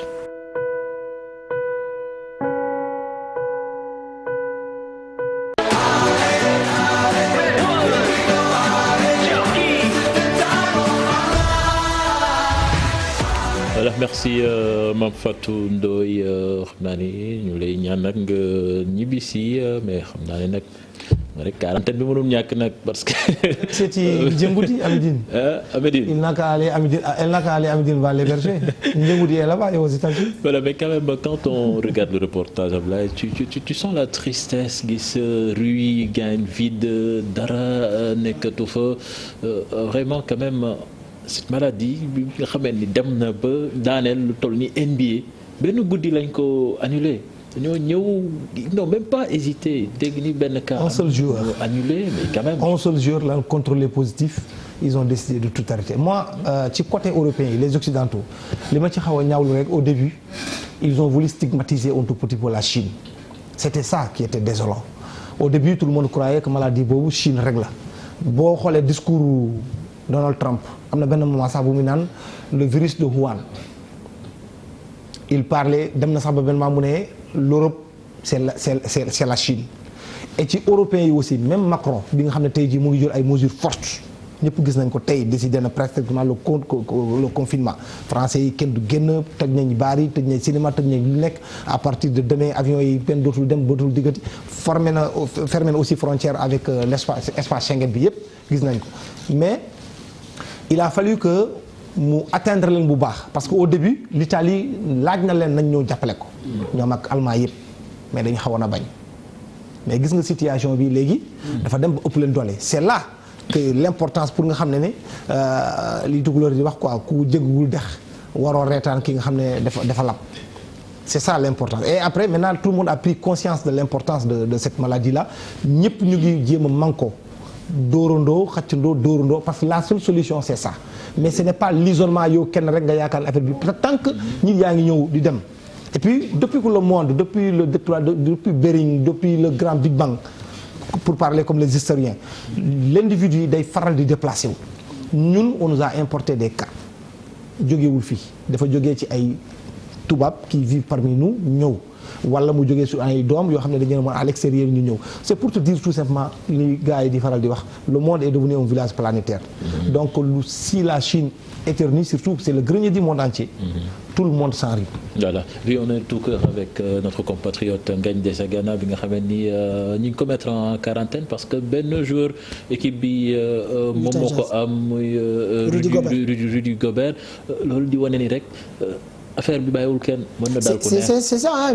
Moi je pense qu'aujourd'hui ñun ñëpp constaté nañ li nga xamante ni mooy jafe-jafe bi lépp a dakkal nañ lépp muy sport muy wàllu transport et tout daanaka président Abdoulaye mi ngi souligner sànq un point qui me paraît aussi essentiel c'est-à-dire maanaam xar kanam gi nga xamante ni moom la askan yi wone ci àdduna bi ba affaire bi amee ci wàllu Chine xëy na moo tax sax xëy na dafa mel ni démb maa ngi doon waxtaan ak sama benn xarit ma ni ko ñun de exemple Italie ak yëf yi nu mu fa demee ak même waa France xëy na doon na nekk benn leçon benn jàngat boo xamante ne ñun waa Sénégal ak ñi nga xamante ni ñoom ñoo ñu jiite xëy na waroon nañ say jëlee benn jàngat ndax mbir mi da ngay toog nga naan l'enfer c'est les autres c'est-à-dire yow da ngay jàpp ne xëy na yëf yi mën nga fële de toutes les façons man mënoo arrivé affaire bi di ñëw ndànk-ndànk moo tax tey jii ñun li nga xamante ni moo dal Italie je me rappelle très bien Italie ba muy am son patient zéro le premier cas la veille daanaka dara amul woon mais patient zéro bi ba mu amee moins de 24 heures ils ont dépassé 300. France même chose ba patient zéro bi amee le matin maa ngi yeewu di seetaan France 24 laataa may génn pour liggéey mais damay gis ñu bind France 0 cas la France c'est 0 cas en ce moment.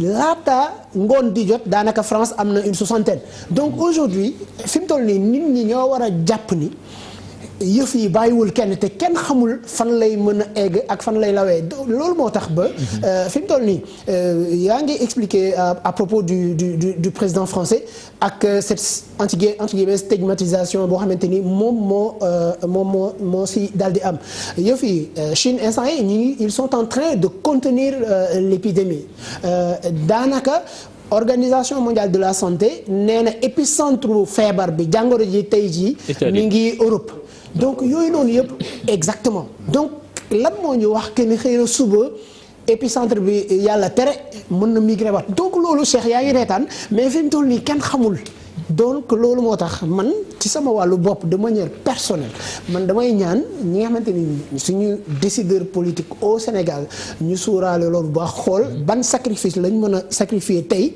muy sacrifice boo xamante ne du ñu toog ba dans 15 jours ñu ne suñu xamoon jël décision bi. xam nga dégg nga bu baax li ma la bëgg a wax mooy li am tey mooy li am tey rek dans 15 jours nañ ko jël dès à présent nga xam ne d'ici à une semaine 2 semaines du ñu nekk dans une situation boo xamante ni jéey ju rëy lay doon boo xamante kenn du si mën dara. waaw mooy frontières yi ñu tëj nii rek am c'est bon on va aller vite avec donc cet élément le sport mondial qui est à l'arrêt pratiquement partout dans le monde l'Euro les Jeux olympiques de Tokyo en danger c'est ce que nous allons voir dans cet élément signé Cheikh Sadibou Diarra.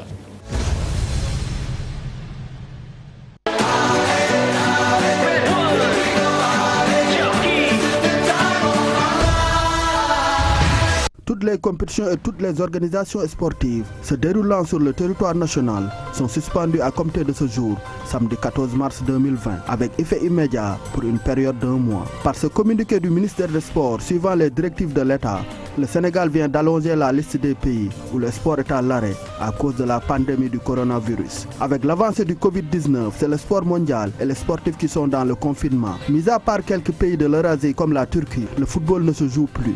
Toutes les compétitions domestiques sont reportées jusqu'à nouvel ordre suite aux tests positifs de footballeurs professionnels en Italie, en Angleterre et en France. Les confédérations continentales telles la CAF, l'UEFA, la CONMEBOL emboîtent le pas en suspendant leurs compétitions aussi. Les dates des éliminatoires pour les équipes nationales prévues à la fin de ce mois de mars ont été reportées. L'UEFA va même tenir une réunion ce mardi pour décider de la poursuite de la Ligue des Champions et de la tenue de l'Euro 2020. Le ballon de basketball rebondit plus également. La NBA, le championnat nord-américain est suspendu après que 3 joueurs dont le Français Rudy Gobert sont touchés. Avec un cas au Real Madrid, la FIBA a pris les devants en mettant à l'arrêt ses compétitions, l'Euroleague, l'Eurocup et en repoussant le démarrage de la Basketball Africa League. À l'instar de ces deux grands sports, plusieurs autres disciplines sont suspendues à l'évolution du Covid-19.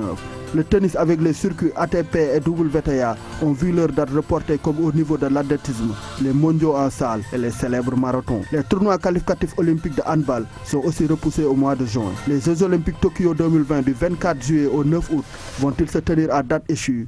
Le CIO et le Japon l'espèrent en tout cas.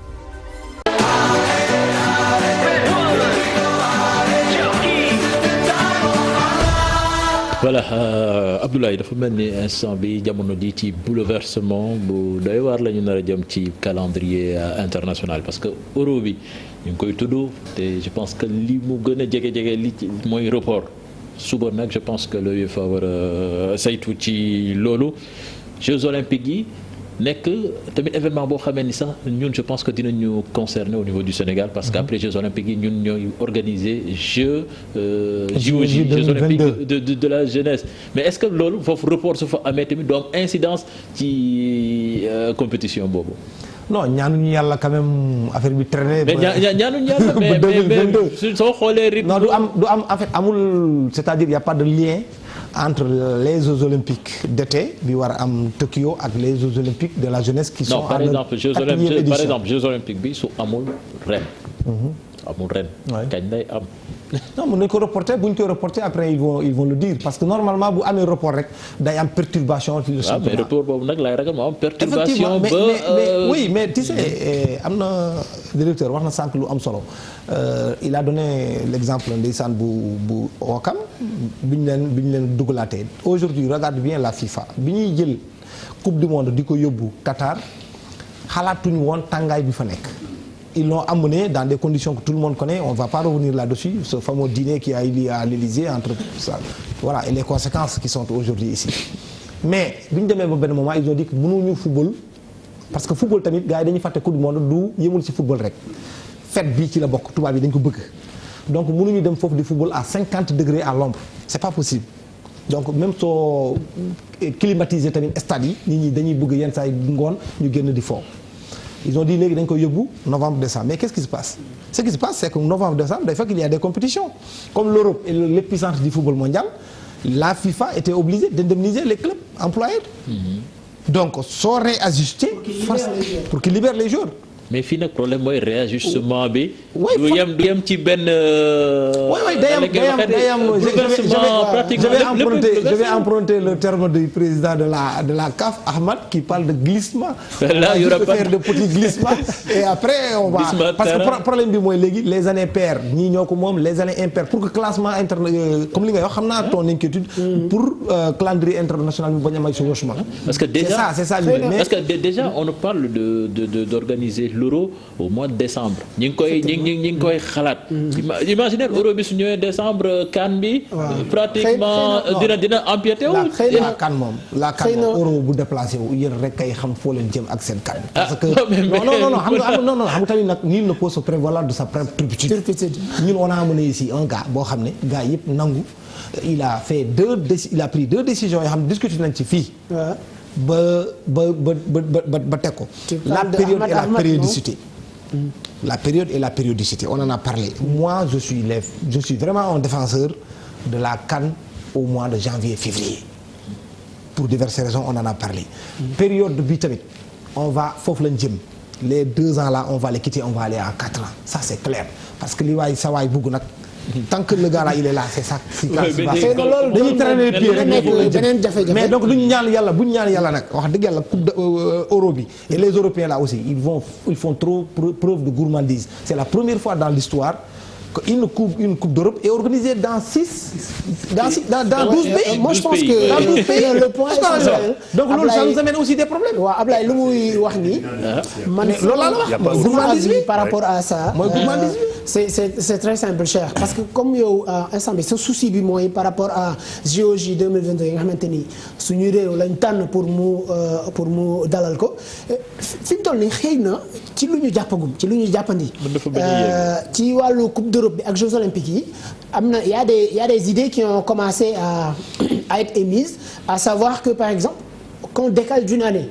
xëy na dans le cadre du calendrier mondial l'euro bi même su fekkee ne defuñu ko en décembre xëy na ñoom mën nañu ko décaler d'une année ou voire même moins d'un an voire 8 mois. non suñ ko yóbbee 2021 booba ñëpp xam nañ FIFA ak waa UEFA ci seen jafe-jafe te FIFA dafa am compétition coupe du monde des clubs boo xamee ni fay na xaalis bu bëri ci compétition ça nous retourne à un élément doyen Baye Jacques avant que tu ne prennes la parole xëy na daf ñuy delloowaat si lu ñu doon expliquer sànq à savoir que nous sommes dans un vide juridique autour duquel la seule chose qui peut prévaloir c'est comment les gens vont négocier de manière humaine pour se faire des compromis. Tant s'il n'y a pas de compromis, en tout cas, il ne peut pas y avoir de solution. Maintenant, puisque ce problème-là a été un phénomène qui a affecté tout le monde, naturellement, les gens vont savoir qu'ils sont obligés de transiger sur certaines questions, à savoir des questions liées au calendrier, au financement, etc. C'est la raison pour laquelle moi, l'espoir que j'ai, c'est que à la suite, en tout cas, quand l'Organisation mondiale de la santé constatera la fin du coronavirus, moi je pense que les gens vont se retourner autour de la table et chacun viendra négocier tout en sachant qu'il va falloir faire des compromis compte tenu du fait que tout le monde est affecté par la situation. Amsatou yow programmation je pense que xam nga ci dara ak jafe-jafe yim lay andil yëpp mais il faut souffler financièrement. non kii dal da lay saboter mais dis-moi quand même bouleversement boobu yëpp nar a am ci calendrier mondial bi mën na jur ay impact te comme ni ko Ablaye waxee euro bi su toxoo décembre foofu Coupe d'Afrique kenn xamul ndax dina fa mën a te am déjà éliminatoire yi tardé na reporté nañu 3e ak 4e journée bi. Non, je pense que forcément avec disons l'installation de ce ak fléau bi ñuy vivre dana am ay conséquences fâcheuses sur le calendrier international, il est clair. Mais je pense aussi que les gens trouveront la parade. Par exemple, ils peuvent dire que euro bi duñ ko def au mois de novembre-décembre. Ils peuvent le dire. Taxol ko feneen. Parce que mais ce qui est sûr, celui qui je disais à l'autre là, ma dit que celui qui commande, qui paye commande. C'est ça qui avait fait que à l'époque fii nag am na ñaar ñoo xam ne dañuy fay te dañoo am xaalis. FIFA ak UEFA mais FIFA tout ce qu'il veut pour la CAF. Mais il tôt ou tard day jàll mais c'est la réalité. am na ñoo xam ne bëgguñ dégg loolu de. waaw mais malheureusement nag jusqu'à présent loolu moo fi am.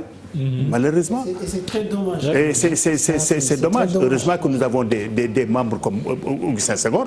Je suis persuadé que moom bokk na ci ñuy bañ. Mais il est clair qu'il y aura un bouleversement du calendrier international, ça c'est clair. 4 ans yi arrangé wu ñu. waaw Mbaye tu penses que jafe-jafe boobu nan la ci monde sport bi mën a génnee nga xam ne fépp la impacté comme ni ma ko waxee woon ñun ñii tey jii ñu ngi engagé wu ci benn Coupe d'Afrique boo xam ne ni leeruñ ne dinañu ko jouer mois de janvier xaw ma février bi ñu dëgmal. non moi je pense que dinañ ko jouer mais peut-être comme ni ko Ablaye waxee dafay am peut-être un réaménagement du calendrier. parce que soo xoolee dans les grandes compétitions dafa am 3 intérêts dafa am intérêt des sportifs mooy par exemple les indemnités moo am aussi lu ñuy wax intérêt des entreprises. mais intérêt boobu ñuy wax yëpp suñ ko ça c'est l'équilibre financier ñun ñoo ci gën a non c'est-à-dire que aujourd'hui les institutions ce qui les intéresse li ñu bëgg mooy il y a aussi l'intérêt des amateurs c'est ce qu'on appelle l'équilibre compétitif. Il y a aussi l'intérêt comprendre nga l'intérêt aujourd'hui des entreprises c'est sur le plan financier c'est ça qui intéresse aujourd'hui les majors comme je peux les appeler la FIFA le CIO yooyu aujourd'hui ils ont pris des engagements et ils feront tout pour l'organiser parce que c'est une manne financière qui ne peut pas les échapper. Mais loolu suñ ko defee le plus faible. Mais attendez, vous avez vu aujourd'hui par exemple au niveau de la CAF ils ont programmé des finales. Mais alors voilà, je ne vous coupe pas mais voilà l'importance de l'intérêt d'avoir un président de la CAF qui soit assez fort pour s'opposer à des décisions comme ça. Abdoulaye l'a souligné tout à l'heure, je le vois rigoler mais c'est ça. Et c'est justement loolu mooy li nga xamante ne jafe-jafe bi parce que ki fa nekk tey nekkul nit koo xamante ni am na xarala duñ ko def sous administration pour 6 mois. Non attends écoutez si aujourd'hui on avait un président fort au niveau de la CAF la FIFA n'aurait même pas eu quoi comme du am kon gëdd wala am naan day ñëw sax defal ñu mettre ñu sous administration. malheureusement kooku kenn xalaatu ko ci temps kii comment dirais-je. Ayatou. Maintenant c'est sous le règne de comment dirais-je. de Ahmad qu'on l'a fait. Donc moi je pense que quelque part aussi. On doit pouvoir aujourd'hui ñaan yàlla comme ni ñu ko waxee peut-être que jàngoro ji mu teggee ko ci àdduna. su teggee ko ci àdduna peut-être que les gens vont revenir mais quoi qu'on puisse dire moom il y aura forcément chevauchement sur certaines compétitions. ou bien soit la CAN 2021 ñu repousser waat ko yóbbuwaat ko peut-être que ça non. et ça moom j'en suis persuadé. mais tout dépendra de la décision que va prendre l'UEFA demain. parce que l'UEFA aussi c'est une institution très forte. mais suba décision ñuy jël daanaka. mais day impacté sax parce que day impacté sax sur euro bi dañ koy reporter. mais day impacté sur les compétitions de la FIFA parce que day impacté sur les compétitions de la FIFA gis ngeen toujours la FIFA et la CAF ils ont toujours des problèmes day impacté parce que quoi qu'on puisse dire ce sont les clubs qui vont se dire que c'est nous qui payons. Et aujourd'hui, nous avons aujourd'hui des contraintes ou bien nous avons aujourd'hui des qui ne nous permettent pas de pouvoir au moins faire compétir nos joueurs dans certaines compétitions ou bien à certaines dates échues. C'est ça aussi. Parce qu'il y a le G14. Ils sont très puissants, très forts. Voilà. En tout cas, on espère que tout cela va se terminer. Les dina jar ci jàmm ku nekk mën a seetaan li ko neex. Et je pense que c'est ce qui motive même cet élément de Ibou Diouf, l'absence des joutes sportives qui a rendu malheureux les fans du sport qui sont obligés de changer de centre d'intérêt à cause du Covid-19. Le président Abdoulaye Thiam qui ne regarde plus du foot mais plutôt telenovelas. Voilà. On va se faire avec Ibou Diouf.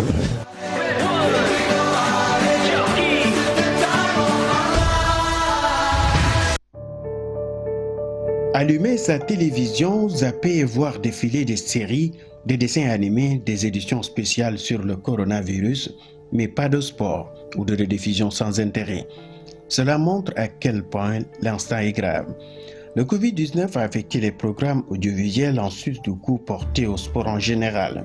Au départ, le football a cru qu'il pouvait trouver une autre formule, jouer à huis clos, ce qui influe forcément sur l'ambiance et du basket en quarantaine. Un autre combat qui s'ajoute à celui déclenché pour contenir le Covid-19.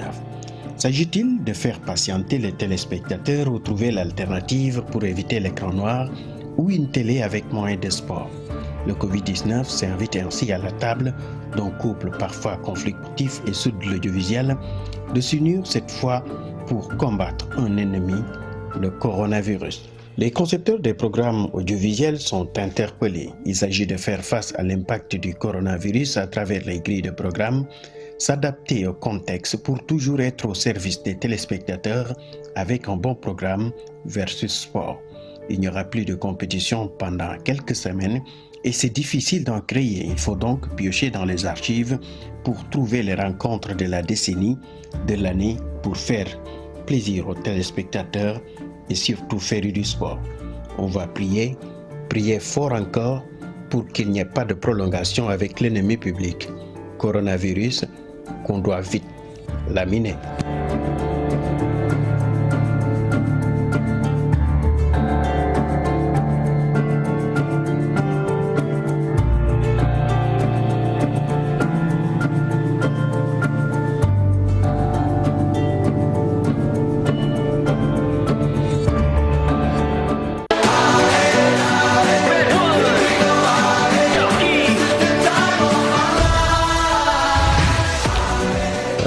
Vous avez regardé quoi ce week-end? Prison Break Oui, c'est vrai que j'ai beaucoup souffert. Ce qui m'a un peu aidé, c'est que je suis resté un peu avec la petite famille, le petit garçon. Et ça m'a quand même aidé à faire passer le temps. Parce que d'habitude, tu regardais du football depuis vendredi soir, samedi toute la journée, dimanche toute la journée.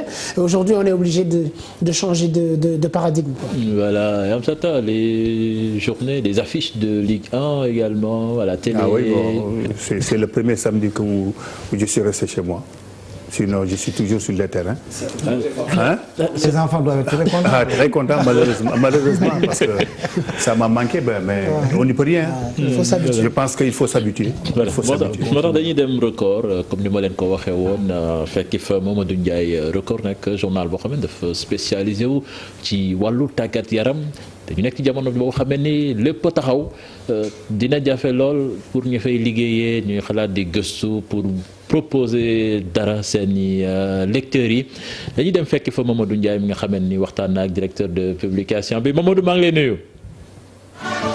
Bonsoir Cheikh Tidiane comme ni nga ko xamee ñuy continuer di def tey suñu petit tour bi ñuy fas yéene amal proposer suñu mbokk téléspectateurs mais surtout waxtaanee crise bi nga xamante ni monde sportif bi wala monde bi yëpp ñoo koy dund muy crise bi di épidémie bi wala pandémie bi di coronavirus nga xamante ni ñëpp a koy dund actuellement. maa ngi fii ci rédaction bu quotidien bii di record nekk premier quotidien sportif fii ci Sénégal nan la ñoom quotidien sportif yi fas yéene dundee moment de crise yi moo tax dañuy séq waxtaan léegi ak Hubert Mbengue nekk directeur publication bu quotidien sportif bi di Record. voilà bonsoir monsieur Hubert Mbengue question bi nga xamante ni moom la ñëpp di poser mooy actuellement naka la journaux sportifs nan lañ fas yéene dundee moment de crise bi nga xamante ni moo dal ci àddina muy coronavirus. waaw coronavirus bi impacté na journaux sportifs yi parce que actuellement toute l'actualité sportive c'est-à-dire les compétitions sont à l'arrêt au plan mondial waxuma rek Sénégal wala Afrique mais au plan mondial il y a peut-être 4 pays yoo xam ne am na compétition yu fay dérouler actuellement dont la Turquie te ñu ngi envisager arrêter donc ñun suñu matière première effectivement football la mooy championnat yi déroulé wu en Europe et suñu joueurs yi gën a mag ñoom Sadio Mané ñoom Kalidou Koulibaly di fay jouer léegi joué tuñu suñu équipe nationale également non plus joué tul suñu compétition locale yi également arrêté nañ mais quand même l'information sportive du arrêté avant ngay ñëw nii rek may lire éditorialu directeur de publication bu quotidien l'équipe donc ils sont aujourd'hui logés à la même enseigne que nous aujourd'hui information sportive bi tourne comme tous les autres secteurs d'activité ñu tourner autour de ce coronavirus nga xam ne dañ ko war a combattre donc xam nañ ne il y a beaucoup de sportifs yoo xam ne ils sont étroitement concernés par cette pandémie am na ñu ci feebar ay basketteurs ay footballeurs am na benn Gambien d'ailleurs c'est le premier africain Coly boo xam ne aussi moom il a été positif voilà donc yooyu yëpp ay information yoo xam ne suñu lecteurs yi soxla nañ ko aussi nan la suñu sportifs yi di vivre événement bi et puis nan la ñuy participer aussi sur lutte bi sànq rek am nañu information comme quoi Sadio Mané am na lu mu andi benn participation symbolique bu mu def pour soutenir pouvoir public yi dans ce combat-là contre le yooyu day soxla suñu lecteurs yi public bi am information boobu. PCA groupe Futur Média ñoo xam ne ñu ñooy organe sport bi dafa lancé opération daan coronavirus donc boo xoolee suñu inu aujourd'hui am na logo déjà opération daan boobu ça veut dire que ñun à notre niveau sur le plan sportif nañ participer à cette sensibilisation là en donnant la parole à des joueurs des acteurs comme Sadio Mané comme Kalidou Koulibaly ñu lancer ay messages yu am solo vis-à-vis des lecteurs et du public. dinaa tëj ak benn question un peu technique est-ce que crise bi bu continuer du affecter monde sport bi yëpp. bon question la boo xam ne il faut ñu évaluer ko dans une semaine dans 2 semaines xool impact bi crise bi am sur par exemple notre lectorat et tout mais loolu bon c'est inévitable donc loo xam ne parce que crise la ñu wax boo xoolee crise souvent day am ay répercussions donc répercussions yi dinañ koy xaar. sànq yaa ngi doon wax beneen interview bi nga lire noonu moom laa leen bëggoon poser donte xaw nga yàgg lool ci métier bi est-ce que moment bi li nga dund nii mës nga ko dund mais surtout toog benn week-end boo xamante ni week-end bu nga xam ne zéro la amul benn activité sportive wala yi ci am bariwul lool mu néew est-ce que mës nga ko dund donte mën nañu wax ni yaa ñu jiit ci métier bi. voilà absolument man def naa si au bas moo peut-être 17 ans donc 17 ans yoo xam ne comme tu l'as dit faut continuer la woon yoo xam ne chaque week-end di nga am compétition sportive di nga seetaan ay match au niveau local au niveau international télé dañ lay fournir sport et tout loolu amatul loo xam ne situation boo xam ne mësuñu ko vivre la donc découverte la pour man et vous les jeunes collègues et peut-être même les plus anciens parce que boo xoolee l'équipe 70 ans la def te ñu ngi door a vivre loolu situation bu nouvelle la donc il faut nécessairement un comportement nouveau. Merci mu nekkoon Hubert Mbengue nekk directeur publication quotidien sportif bi nekk premier quotidien sport fii ci Sénégal muy Record surtout mu ñëw ci taxawaayu journaux sportifs yi nga xam ne exclusivement réservé au sport muy ku ci mel ne Record ak yeneen journaux yi nga xam ne nan lañ fas yéenee dundee ci moment bi jafe-jafe yi nga xam ne moom la monde bi di dund wax na ko lu bees la ci donte def na 17 ans de carrière ak ñeneen ñi nga xam ni ñi ngi doog a dund lu ni mel je pense que c'était bien bien pour aussi ñu am seen avis am tamit ñoom ñi nga xamante ne nan la ñuy fas yéene liggéeyee ci moment bi muy moment de crise bi nga xamante ne monde bi yëpp a koy dund muy feebar bi di pandémie bi di coronavirus. Voilà, merci Mamadou Ndiaye ñu ngi lay jaajëfal c'est vrai que yow mi nekk yor benn journal Sud Quotidien sa page de sport tamit xam naa ni dina compliqué. parce que ñu bari ñu ngi wax journaliste sportif yi daanaka ils sont au chômage technique. Ouais, ñëpp ñu ngi chômage technique. J'en profite pour dire j'espère quand même que Birane ne va pas envoyer des amis là en chômage technique. Non, je pense pas. damay takkine sama mon ami président Hubert. Mais quand même on essaie de faire quand même des papiers magazines. C'est vrai que Ligue 1 bi arrêté na. Championnat bi arrêté na, joueurs yi ñu ngi nekk seen kër ku nekk day jéem a entraîner boppam donc c'est un peu difficile pour nga am de la matière. Mais c'est ce qu'on appelle la période des vaches maigres même su fekkente ne lii moom c'est un cas de force majeure, ça arrive exceptionnellement. Moi je l'ai jamais vu, de toute façon j'ai jamais vécu ça. Donc il va falloir se réadapter et faire des papiers magazines yoo xam ne mën nga def des dossiers pour t'en sortir, mais ça va être extrêmement difficile, surtout quand tu es journal spécialisé. Moi, je gère plutôt un quotidien généraliste.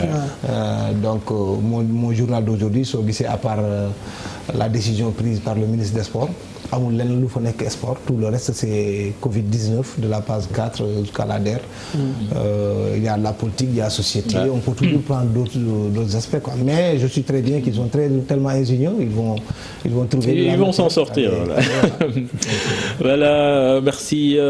Léegi maa ngi jot benn xibaar ci Mor Bassine di ñu wax ni que CHAN bi reporté nañu ko. Je pense que Ablaye sax gis nga loolu tamit ci benn site. Mais dañoo joxe dernier juin. Je pense que quand même report bi ñu ngi ko doon xam mais est-ce que war nañu joxe diir xam ni que situation bi kenn xamul. daf ñuy delloowaat si lu ñu doon wax sànq. ndax jamono ji ñu toll nii ngir xayma dara nekk na lu jafe damay joxe exemple UIT Union internationale des télécommunications day organiser chaque année lu ñuy duppee le sommet mondial de la société de l'information. bu ren bi mi ngi waroon am mois d'avril à Genève début avril wante ñu ngi ko dàqandi ba fin août début septembre c'est-à-dire ñoom calculer nañ benn pic boo xam ni épidémie bi dana ko egg ba wàcc ba daanaka jàpp nañ ni moment boobu dana fekk bu kii mais nga jël loo xamante ni bañoon nga ko au début daal di koy daxandiwaat nga ni da nga ko yóbbu ba juin fii ba juin est-ce que maanaam toutes les conditions sont réunies pour que la CAF puisse tenir son CHAN en juin c'est des problèmes ça nous retourne toujours au même problème. Je pense que au sommet de la CAF là c'est de la vraie cacophonie au sommet de la CAF. Merci Adama. Doyen Amsata. Désolé de le dire. Quoi être désolé. Voilà doyen Amsata le dernier mot fi mu nekk nii ban app nga jox soo si jëlee weer bi que ce championnat la war a reprendre ak kañ la war a jeex si on sait que championnat bi quand même ren dafa démarrer avec beaucoup de retard. waaw xam nga ñun déjà disons le fait que ñu am ce break causé par coronavirus maanaam dafa perturbé wul suñu calendrier. Parce que dans notre calendrier il y a une trêve. Le calendrier a été tombé juste fii. waaw le calendrier a été établi depuis le début du championnat. Depuis le début du championnat avant ñu commencer championnat il y a toujours une commission mixte mais dafa dugal ci calendrier bi benn un mois de trêve. Ce qui fait que amul impact. Il n'y a pas un impact majeur maintenant. Pour l'instant maintenant kenn xamul.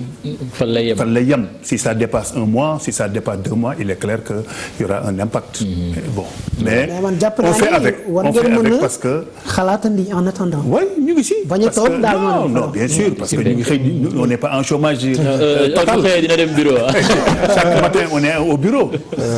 On réfléchit. mais la réflexion bi nag mënoo ko xayma. Parce que xamoo ndax fii ak 1 mois dana pare ou pas. Voilà c'est des prévisions qu'on fait. C'est des prévisions qu'on fait parce que on avait prévu de finir au mois de juin. Les finales de Coupe du Sénégal et de Coupe de la Ligue au mois de juin. Mais aujourd'hui nous sommes obligés de prévoir aller au-delà du mois de juillet. Pour le calendrier. surtout nga xam ne calendrier CAF bi tamit dafa changé seen match Coupe d'Afrique yi Ligue des champions préliminaires yi dafa teel a commencé léegi. ut la woon. waaw mais il est clair que boo moytuwul également mu changé. dina changé bouleversement bi. au mois d'août. mais moi ce que je veux dire c'est juste sur la CAF moi je pense quand même toll na foo xam ne il faut que ñu arrêter d'insulter l'intelligence des Africains kii wax na ko léegi mënoo ñu taxaw ñu ne ñu Coupe d'Afrique des Nations mënoo ko football au mois de juin et juillet pour des raisons climatiques la ñuy wax météorologiques. ñu dindi ko léegi ñu ne ñu aussi si c'est confirmé parce que encore j'ai pas vu le communiqué de la CAF officiellement ce sont des sites qui le disent ça m'étonnerait ça c'est un aspect mais le deuxième aspect c'est que boo reporter da ngay reporter rek mais doo joxe date. et puis surtout parce que pour le même pays aussi. c'est le même pays non c'est le même pays mais xamoo. ñu ngi laam-laamee ndax Jeux olympiques dina am. ñu ngi laam-laamee ndax championnat euro dina am. yow ngay jógee ci benn date yow reporter ba nga xam fu ñu jëm. surtout encore mois de juin juillet kay wax dëgg yàlla. mënoo ñu naan Coupe d'Afrique. mois de juin juillet munoo ko football parce que foofu dafa bëri taw. nga indi ñu léegi CHAN. parce que li nga doon daw xanaa on ne va pas me dire nag maintenant CHAN bi taw bi dañ koy arrêté mais pour la Coupe d'Afrique taw bi day ñëw. il n'est pas important. parce que soo xoolee. à la limite dañuy fragiliser même. mais l'idée de Blatter encore pour nous amener à une CAN tous les 4 ans c'est de renforcer effectivement le CHAN. donc il va falloir quand même qu'on sache Infantino parce que Blatter bon. Blatter il est en train de jouer de sa retraite. Peut-être qu'il est en train de te suivre. Le mot de la fin, le message à lancer. Bon, peut-être le mot de la fin, c'est que j'ai une pensée pour certains frères qui sont aujourd'hui à Naples. Je fais allusion à Serigne Fallou Niang, Sidi Sow et aussi Moustapha Niang. C'est des frères qui sont là-bas et je pense beaucoup à eux. Surtout aussi que di wax rek ne que Sénégal jël nañu ay mesures yoo xam ne nañ ko respecté parce que bu demee ba président de la République jël ay mesures yoo xam ne 5 fortes mesures yoo xam ne donc dafay loo xam ne ci suñu wér-gu-yaram lay bëgg mu am mu nekk sénégalais boo xam ne ku nekk da ngay am sa wér-gu-yaram am sa tawfeex donc je pense que ñun ñëpp nañu xam ampleur au moins feebar bi xam ko aussi de respecter aussi les mesures aussi de féliciter aussi quoi qu'on puisse dire aussi tous les agents de la santé parce que quoi qu'on puisse dire le ministre de la santé est en train de faire un excellent boulot en termes de communication en termes de mobilisation en termes de sensibilisation et loolu dañ koy rafetlu parce que tout simplement il a anticipé sur les choses et ça c'est important aussi je fais un coucou à tous les agents du ministère parce que nous avons une plateforme et chaque jour nous discutons d'une actualité et ça c'est important pas plus tard qu'avant-hier on discutait sur les arrêtés les décisions et les et je pense que ça a été bénéfique donc di ñaanal yàlla ñëpp am wér-gu-yaram tal au moins li nga xam ne mooy seen njaboot tal am feex ñuy wax rek un esprit sain dans un corps sain aussi di ñaanal aussi sama ministre le ministre des sports monsieur Matar Ba yàlla au moins may ko mu lépp li nga xam ne sumb na ko lépp li nga xam ne aussi mi ngi koy jéem yàlla oyofal ko ba mu yomb ci moom quoi. Merci Benjac, tu as bien fait de le dire, de le souligner ces gens qui sont en première ligne ñi xeex feebar bi parce que su lawul ñoom la. parce que ñun sax fii toog dañuy xalaat naan mais docteurs yi médecins yi nan la ñu mën a jëflante yi nga xamee ni ñoo yor feebar bi. en rentrant le soir voir leur famille encore une fois. c'est extrêmement important. et pas qu'au Sénégal surtout tamit dëkk yi nga xamee ni dañu déborder carrément mel ne Italie Espagne tout ça je pense que fajkat yooyu ñu jara njukkal lañu ils ont tous nos encouragements merci les amis avant de nous quitter quand même on va présenter nos condoléances à notre réalisateur attitré Vieux Diouf qui a perdu sa maman c'était ce vendredi ñu koy ñaanal mère bi yàlla na ko yàlla xare àjjana vraiment nous sommes de tout cœur avec toi Vieux Diouf merci les amis c'était tout pour ce soir une émission entièrement consacrée au coronavirus merci également à Birandour quand même qui a beaucoup participé pour la réussite de cette émission. Excellent suite de programme en compagnie de la TFM. Au revoir.